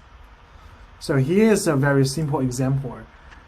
And assume if you have a person table containing individual attributes information, such as person ID, gender, family, or geolocation information. And if I just want to ask how many people from North Carolina, we can formulate the query as an execution plan, and then analyze the sensitivity or stability of each operator and get an overall sensitivity, which is pretty straightforward. The previous example is pretty straightforward, and most of the systems have already implemented this. However, what if we group by in the end of the query? For example, we would like to count the number of individuals and group by the geolocation information. Based on the given person table, we know that all individuals are from 3 states. Therefore, the group by results will also show that only 3 states have data, which leak the active domain information. There are some existing solutions for this problem. That is, we can specify the group by keys, or we use a predefined partition. For example, when we group by the geolocation, we will use all states rather than the active states. This opens up a new general research problem of designing a private data manipulation language that can handle related subqueries. And apparently, this requires additional specification of privacy budget or accuracy. Another question is, what if multiple tables are stored? As in practice, when you look at a lot of structured data stored in hospitals or in large corporations, you rarely find just a single table. For instance, in addition to the person table, we also maintain a household table. An individual in person table may have a corresponding records in the household record. Similarly, if we follow the same query execution plan as we discussed in previous slides, we can obtain the sensitivity as 1. Since adding or removing one of the rows in the person data, the query output changes at most 1. Now, what if we remove one row from the household table instead of the person table? To analyze this, we rewrite another query plan. We first apply a filter on the household table that filters the rows with geolocation equal to North Carolina. Then apply join with the person table. Afterwards, we get a count. By adding or removing one row in the household table, the filtered results changes by at most 1. But the join output changes may greater than 1, since one household may have multiple corresponding entries in the person table. As a result, the overall sensitivity will be the maximum join multiplicity. And according to the analysis, we find out that by removing rows from different tables, we turns out to obtain different sensitivity. And moreover, by removing rows in different tables, the privacy objects are also different. For instance, removing rows in person table preserves the privacy of individual person, but for the household table, the privacy is preserved for a single household. So different works may consider different privacy objects. For instance, PinQ and Flex only consider a single row in the table, while Google DP paper enforces the user-level privacy, where the privacy is preserved for each individual. Private SQL then provides a more complicated private object which is based on a foreign key constraint. For many cases where data are complex, it's pretty common that there exist many different privacy objects. For instance, for graph data, we may have age privacy or node privacy. And in the given example, we may have person privacy and household privacy. To automatically handle this case, in Private SQL, the authors propose a semantic privacy notion called policy. It defines one of the relation tables to be the primary object, and then it can leverage the foreign key constraints between the tables to track which tables are also protected, and calculate the sensitivity of query correctly. But the current limitations are the system only considers select foreign key constraints. Let's take a look at how Private SQL can be used in our given example. Consider we set policy as person, meaning that person table is the main private object. And given a query that search individuals with age greater than 17, we learn that this query is only applied over the person table, which is the primary private object. And therefore, we can write a query execution plan as follows. We first apply a filter operations over the person table that filters out all rows with age greater than 17, and then we return the retrieved outputs. And knowing that adding or removing one row from the person table, the resulting query will only change by 1. Thus, we obtain the sensitivity on the policy person equal to 1. However, if we think of the policy is set to be household, where the primary private object is changed to the household table, then if we calculate the sensitivity using the same execution plan, then we will obtain a wrong sensitivity, since the query execution plan does not apply over the primary private object, which is the household table.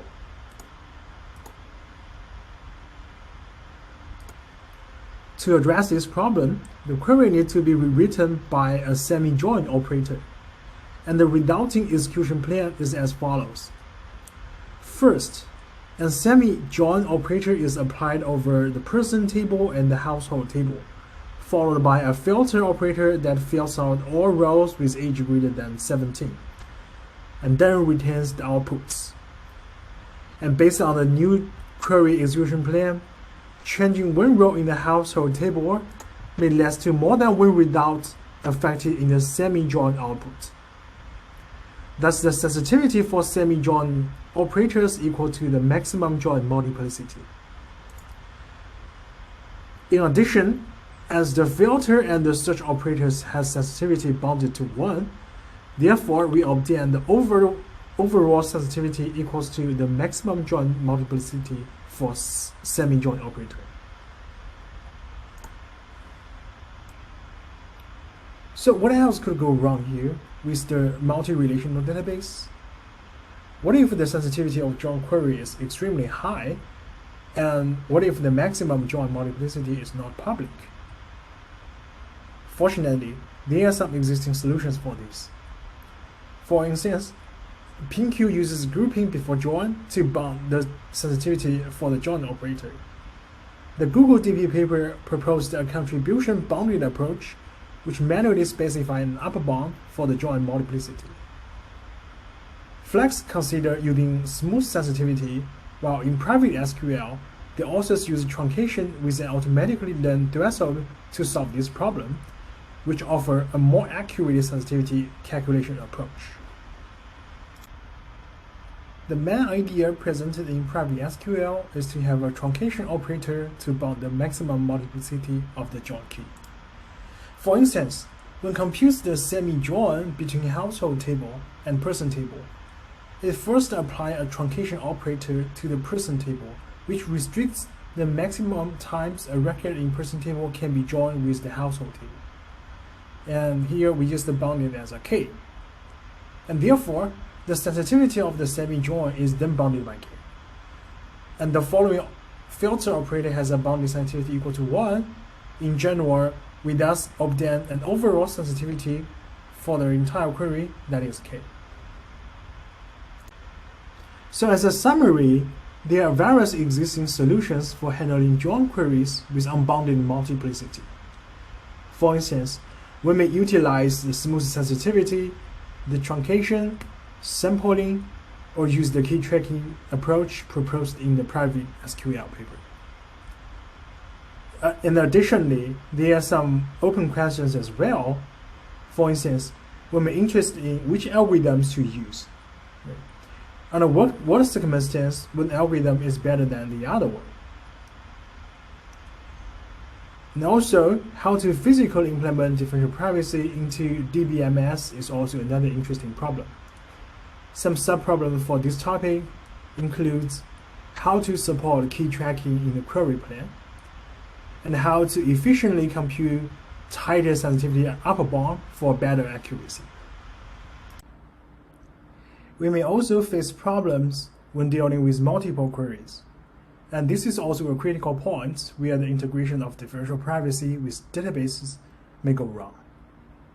For instance, if we issue unlimited number of queries, and according to the composition theorem we have discussed earlier, we know that we either incur unbounded privacy loss or we have to stop query answering for after certain rounds of response, which is not ideal in the real-world implementation.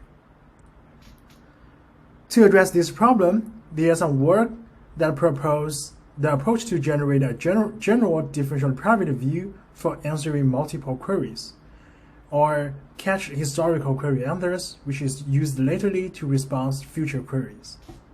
However, there are still some open questions here, like how to ensure consistency between each of the queries, how to allocate privacy budget among different queries, and also how to pick the proper differential private algorithms for answering multiple queries. Additionally, there might be some general implementation issues as well. For instance, the first problem is how to handle the side channel attacks, which means that the adversaries may be able to observe answers to their questions, respond time, system decisions to the execution query, or deny it. And in some cases, by observing their execution side channel leakages, the adversary can actually infer some critical information about the original database. The second point is the randomness and floating point issues. The randomness implementations in differential privacy is a big issue. For instance, how we could guarantee that the randomness is honestly generated. So far, we have covered all key aspects of this tutorial, and let's summarize it. We start with the principles for defining privacy, and then learn about the basic concepts for differential privacy. Lastly, we explore the system designs that integrate DP with databases.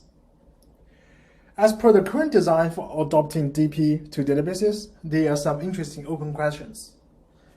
The first open question is how to design private data definition and private data manipulation language.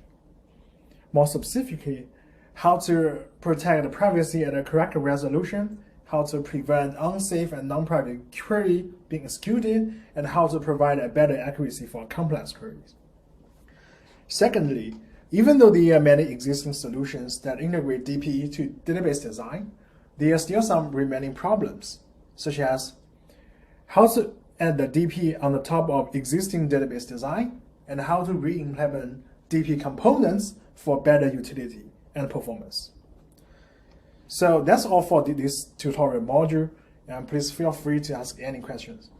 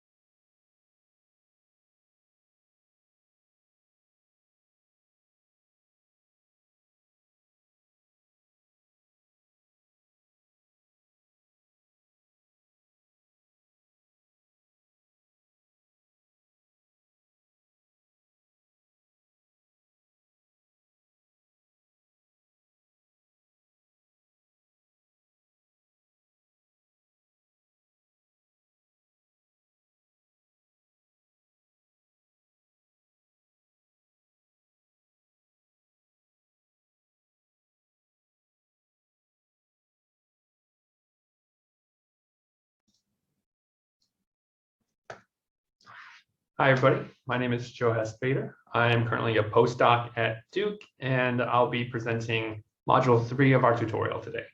And so today I'll be covering system integration and optimization. Okay, so what exactly does that mean, system integration and optimization? So there's three main parts. Part one, I'll be looking at DBMS security and privacy, right? So how does security and privacy fit into databases? What are the different techniques that we're going to be using? Why do we even care about these techniques? Second, we'll be looking at state-of-the-art solutions. So there's a lot of great research out there currently, and we'll take a look at what are the great parts that they're using, how are they implementing these security and privacy techniques into them. And then finally, we're going to look at open challenges. So existing work covers a lot, but there's really exciting work that can come out, and it's fertile ground for future research.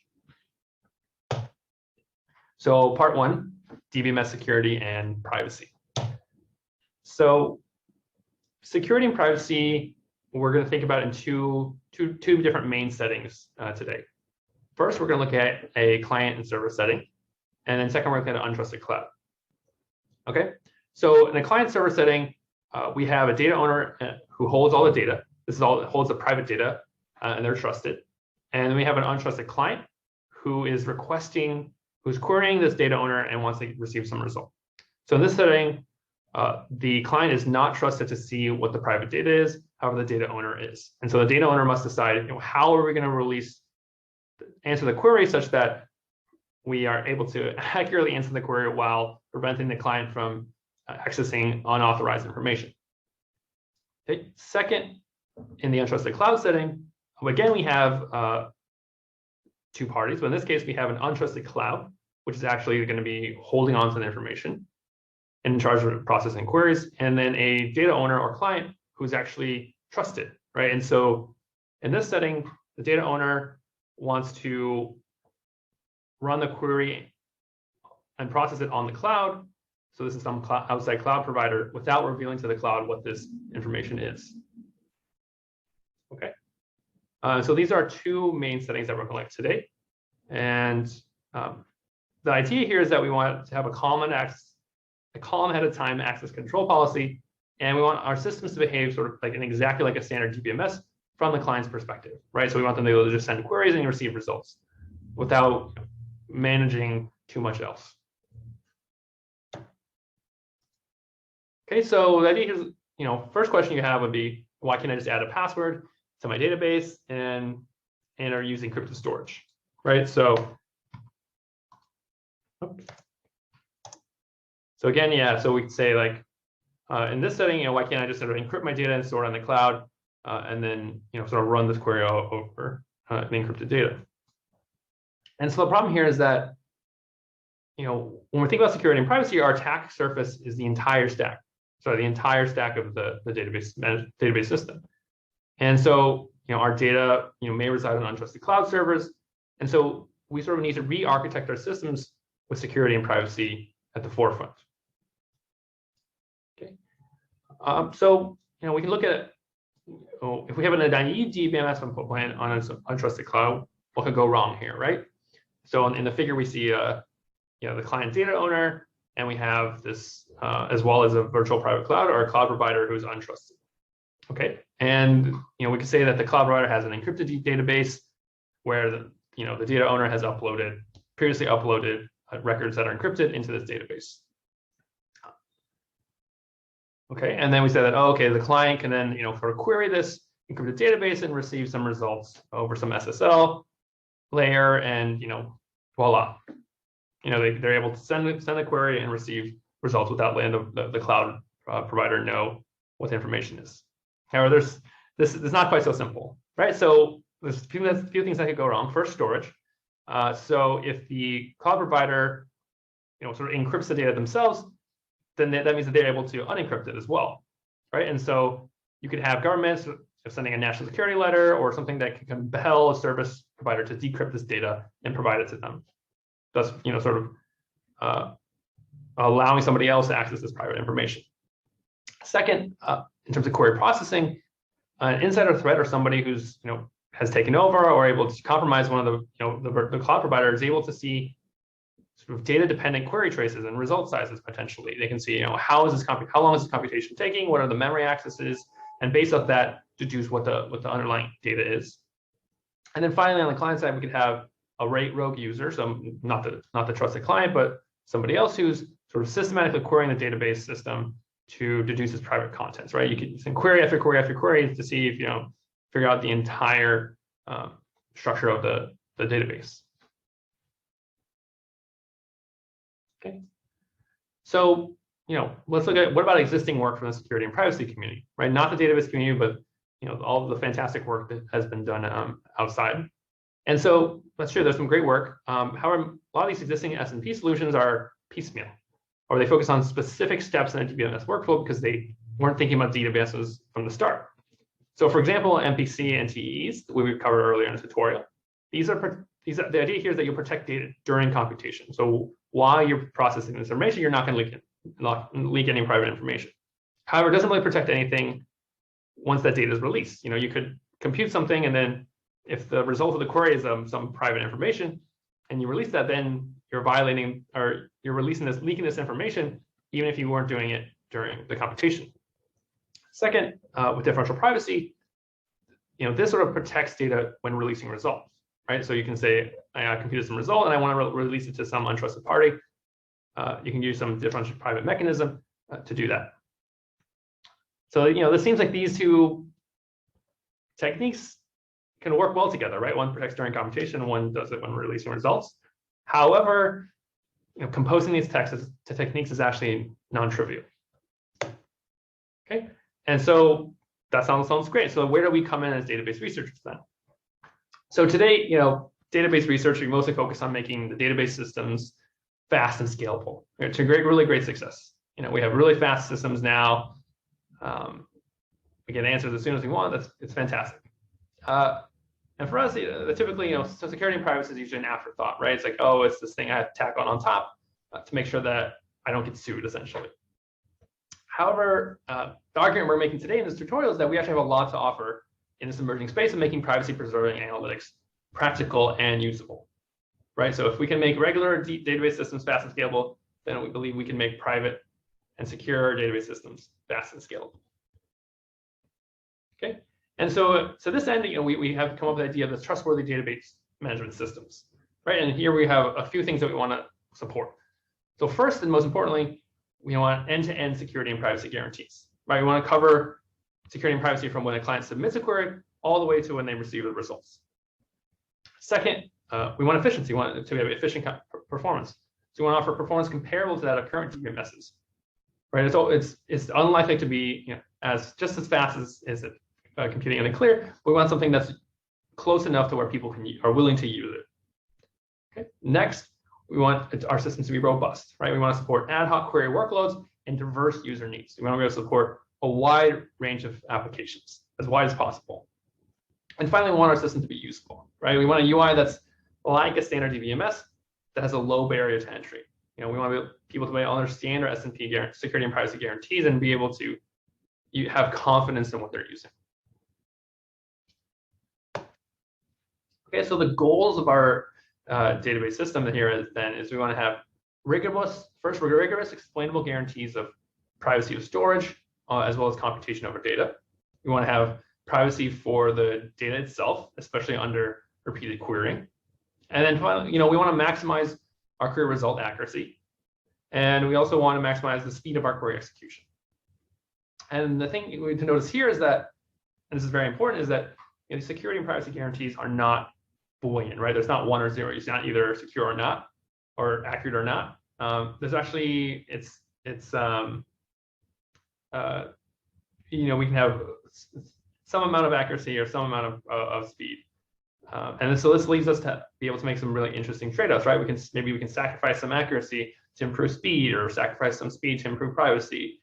And so we'll be looking at some systems later on that make this exact trade-off.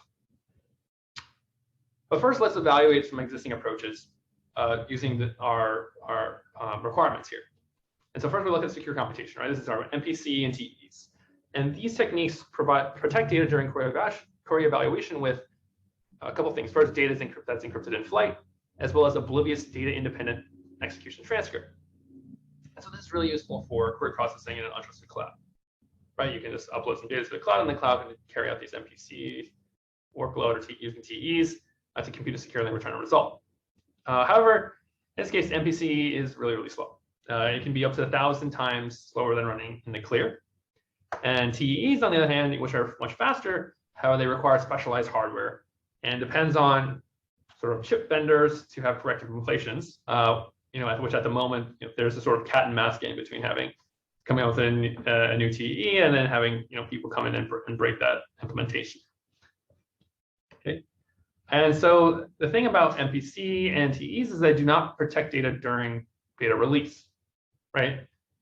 So it's really only talking about during computation. And as such, if you repeatedly query an MPC or TE only system, you could leak information about what the private data distribution is.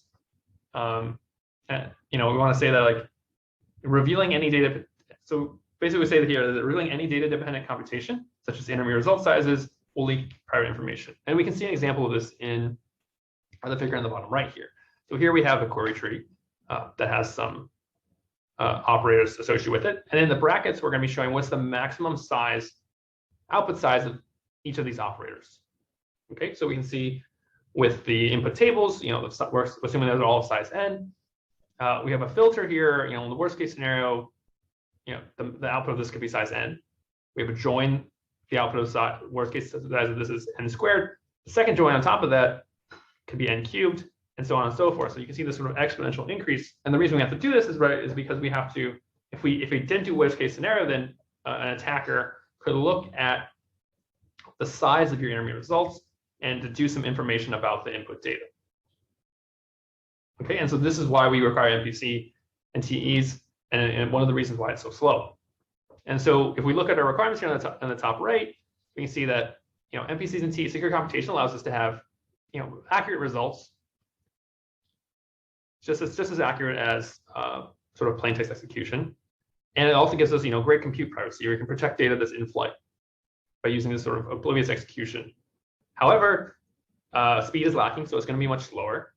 And then also, it doesn't really protect anything query results. So when we're releasing data, so the data privacy is also lacking. Okay, so we can look at our second approach here as differential privacy. So differential privacy reveals statistics about database workloads, database records, while withholding information about individual input tuples, right? And so it does this by injecting precisely calibrated levels of noise into query answers that's proportional to individual contributions. This is composable, so we can use multiple DP mechanisms in conjunction with each other. And we have this sort of, it provides us a nice provable guarantees on information leakage. So we can bound cumulative information leakage subject to a privacy budget referred to as epsilon. Okay. And so DP only systems typically add noise either to the query result that's computed by a server or the input data from data owners. Okay, so if it's up on a server, then some server collects all its private data. So there's trust there that the server is allowed to look at them, look at the private records. They'll compute some result, add some noise, release the noisy result. Okay, and so that's great. So when we add noise to a query result, we have a single data owner. What's trusted, we can do this quite easily. However, when we think about multiple data owners, so for example, we have a bunch of smartphones. Each of them belong to some user who has some private data that's being uploaded to some server, untrusted server. To handle this, each individual client or data owner will be adding noise to their contribution to the result. And this leads to the situation where we have error that's proportional to the number of owners, right? So this introduces a lot of error into the system, which is not so great for accuracy. And so we can see here on our requirements or our metrics, we can see that accuracy here could be, depending on the implementation, can be lower than execution in the clear. Speed can be lowered as well because some of these mechanisms become very complex and require some overhead. But however, our data privacy is fantastic because we have these strong mathematical guarantees on information leakage. And then finally, we don't really consider, or we don't have much compute privacy in this setting with differential privacy because it does not sort of continue. It requires some trusted owner, either whether it's an individual client or an untrusted cloud server. Okay, so this leads to ideas like, well, why can't we sort of naively integrate these building blocks into an existing system, right? And so here, I have to take a look at our first problem here is we're going to be presenting. We want to prevent side channel attacks, right? So side channel attacks in terms of access pattern leakage or volume leakage or timing leakage. Okay, and so first one, access pattern leakage. This is when you have memory locations that are accessed during computation, and this can leak the frequency of values in source data. We could have volume leakage where we leak, which is basically leaking the size of our computed results. And so this leaks the number of records processed at each operator. Finally, we have time linkage. This leaks the time required for computation. And so this, meaning that the time needed to process output of each operator, right? And so if we have this information, we know the frequency of values in source data or the number of records processed at each operator or the time it takes, then this reveals some information. This is our side, all side channels that can reveal some information about the distribution values in the private source data. Okay, and this is what we want to avoid, this leakage. Second problem, we need to properly compose our techniques. So we have to combine secure computation with a DP mechanism and release to some client, right? And so if we naively did this, so okay, what if we just use secure computation or MPCs or TEs to do the computation? And then once we do the computation, we use differential privacy to then add noise and release this result, right? And this gives us a result here. On the bottom, we can see is actually, this will give us, sort of poor speed, poor accuracy, but, in addition to our great compute privacy and data privacy, right? And so that's a problem for our database systems. We want it to have great performance and we want it to have accurate results. And so next way we're going to go into is like, how can we properly compose these techniques to achieve our goals? Okay, and so for this, we're going to look at some existing state-of-the-art solutions. So the first system we're going to be looking at is called Conclave, which is it's about secure multi-party computation on big data. And so this is actually going to be a system that's mostly focused on MPC, but however, it's going to be using some very interesting, very novel techniques of leveraging the database structure in order to improve MPC performance. Okay, and so what it does is basically it has a compiler for relational queries that accelerates secure computation. Right, so what this means is how it does this is instead of directly converting SQL queries into secure computation blindly, just taking the whole query and constructing an MPC program, what it does is it transforms these queries into combinations of small data parallel local clear text processing as well as small MPC steps. Right, so you can see here in the figures, instead of converting all of these operators into MPC, it takes portions and pieces of it? Can we do some small portions in MPC with the rest in clear text, only when necessary? So in this way, we're able to reduce the amount of MPC or security computation necessary in order to drastically improve our performance. And so the great thing about the system here is that it's able to prevent side channel attacks, and it also improves speed through less MPC. However, it still does require some expensive MPC, and it only really, at the moment, considers protecting data during computation.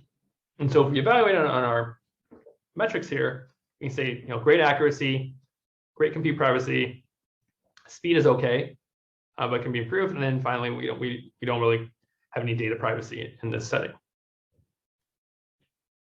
Okay. Our second system that we're looking at is called Opaque. And this is an oblivious and encrypted distributed analytics platform. And so this is a distributed analytics platform built on Spark that utilizes TE's secure enclaves for oblivious execution. And the way this is, it introduces oblivious relational operators for rule and cost-based query optimization with security and privacy guarantees, right? And so it has to sort of rewrite these operator implementations to support TEs. In doing so, it's able to sort of, provide security and privacy for our query execution. And so this is great. Prevents side channel attacks and improves speed for TEs. Downside here is that it requires specialized hardware, and again, only protects data during computation, right? And so for our metrics, great accuracy, speed is much improved, great compute accuracy, but again, does not really consider a data privacy or the privacy of the data that's released. Okay, so our third system we're looking at is called ShrinkWrap, which is secure query execution with DP guarantees. So for disclosure, I am the first author in this paper, so maybe a little bit biased. But so here we have some extended security and privacy guarantees with differential privacy. We're going to combine differential privacy with MPC. And we want to cover, sort of prior knowledge of data owners with respect to query answers, cumulative privacy loss from repeated querying, as well as collusion among data owners and the client. And so the way we do this is we reveal noisy intermediate cardinalities at runtime for speed up. So instead of doing worst case cardinalities every single time at every output of every operator, we're going to be using differential privacy to create noisy versions that are smaller. Okay, and in addition, we noise query result answers in MPC at the end, such that the true answer is never revealed. Only noisy result is revealed. Okay, so we can see here in the red, you can see the worst case oblivious execution sizes, and in the blue, in the brackets, we can see a noisy intermediate cardinalities. Okay, and so great things about the system: it prevents side channel attacks and improves speed through TP volume. However, it does still require user-defined trade-offs. So the user will be in charge of figuring out, how do we set epsilon? How do we apply differential privacy what is needed? And also, there are limits on repeated querying. Because it uses a privacy budget from differential privacy, you can only query so often without until your privacy budget is totally consumed. And so you can see in terms of our metrics, we can see accuracy is all right, pretty good. Speed is also pretty good, not as good as clear text. Our data privacy does well because we have differential privacy to provide our guarantees. And finally, compute privacy also does all right because of we're using secure computation here. So you can see here, in this system, it's the first system that is able to achieve good ratings at least in all of our metrics, even though it's not the best in any of them. Okay. And then the next system that we're looking at is what's called Crypty. So this is crypto-assisted system that combines MPC with DP to execute database queries over data that's collected from multiple data owners. Okay, this achieves a strong accuracy guarantees without requiring data owners to upload private data to some central trusted data collector. Okay, and so here we have a way of converting local differential privacy where we have individual users adding noise to each one, where we have an error that's proportional to the number of users, into something like central differential privacy, where we have a single owner that adds noise once. Okay, so to reduce the amount of error. And so to do this, it uses MPC to serve as this sort of trusted server without actually requiring a trusted server. Okay, and so great thing here is that it can ensure privacy through differential privacy and improves accuracy through using MPC. Downside here, it still does require some expensive MPC computation and only supports linear aggregate queries. So again, similar to shrink wrap, the system is able to achieve some amount of accuracy, speed, data privacy, and compute privacy, depending on the settings that the user selects. Okay. And so those are kind of the main state-of-the-art systems that we have. There's many more. Again, this is a very non-exhaustive list. And I can encourage you to reach out or to ask questions about other existing systems that do a fantastic job as well. Okay, so the final part of our module today is going to be our open challenges. So there's some exciting research work or ideas that can come out, and then we're really excited to see how other people tackle these challenges. So first, we're thinking about is growing databases. So all the databases we sort of discussed before sort of mostly consider the static setting where the data is set once, and then we have some system that runs on top of that. So when we have a growing database, right, this is where records are constantly coming in, and the data is not static anymore. And so in this setting, we have an additional leakage, which is called update pattern leakage, right? So the update pattern, or how often the timing of these updates actually reveals some information about the source data, which could sort of violate our privacy guarantees or result in privacy breaches. And so this requires some further countermeasures that hides update patterns. And I believe there's actually a paper here in Sigma 2021 called DP-Sync that sort of handles this update pattern leakage. And so for an example of a real world privacy leakage from growing database, you have some secure outsourced database. You have two IoT sensors. You have a person, right? So the person walks through, they go through one IoT sensor, and this sensor will then sort of back up an encrypted IoT event. A person goes to a second IoT sensor, and again, the sensor backs up some encrypted IoT event. And we can see that based on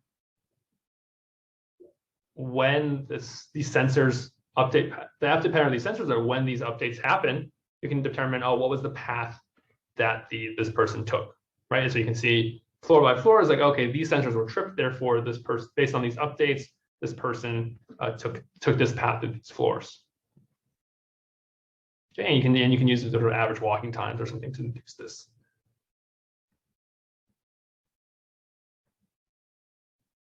Okay.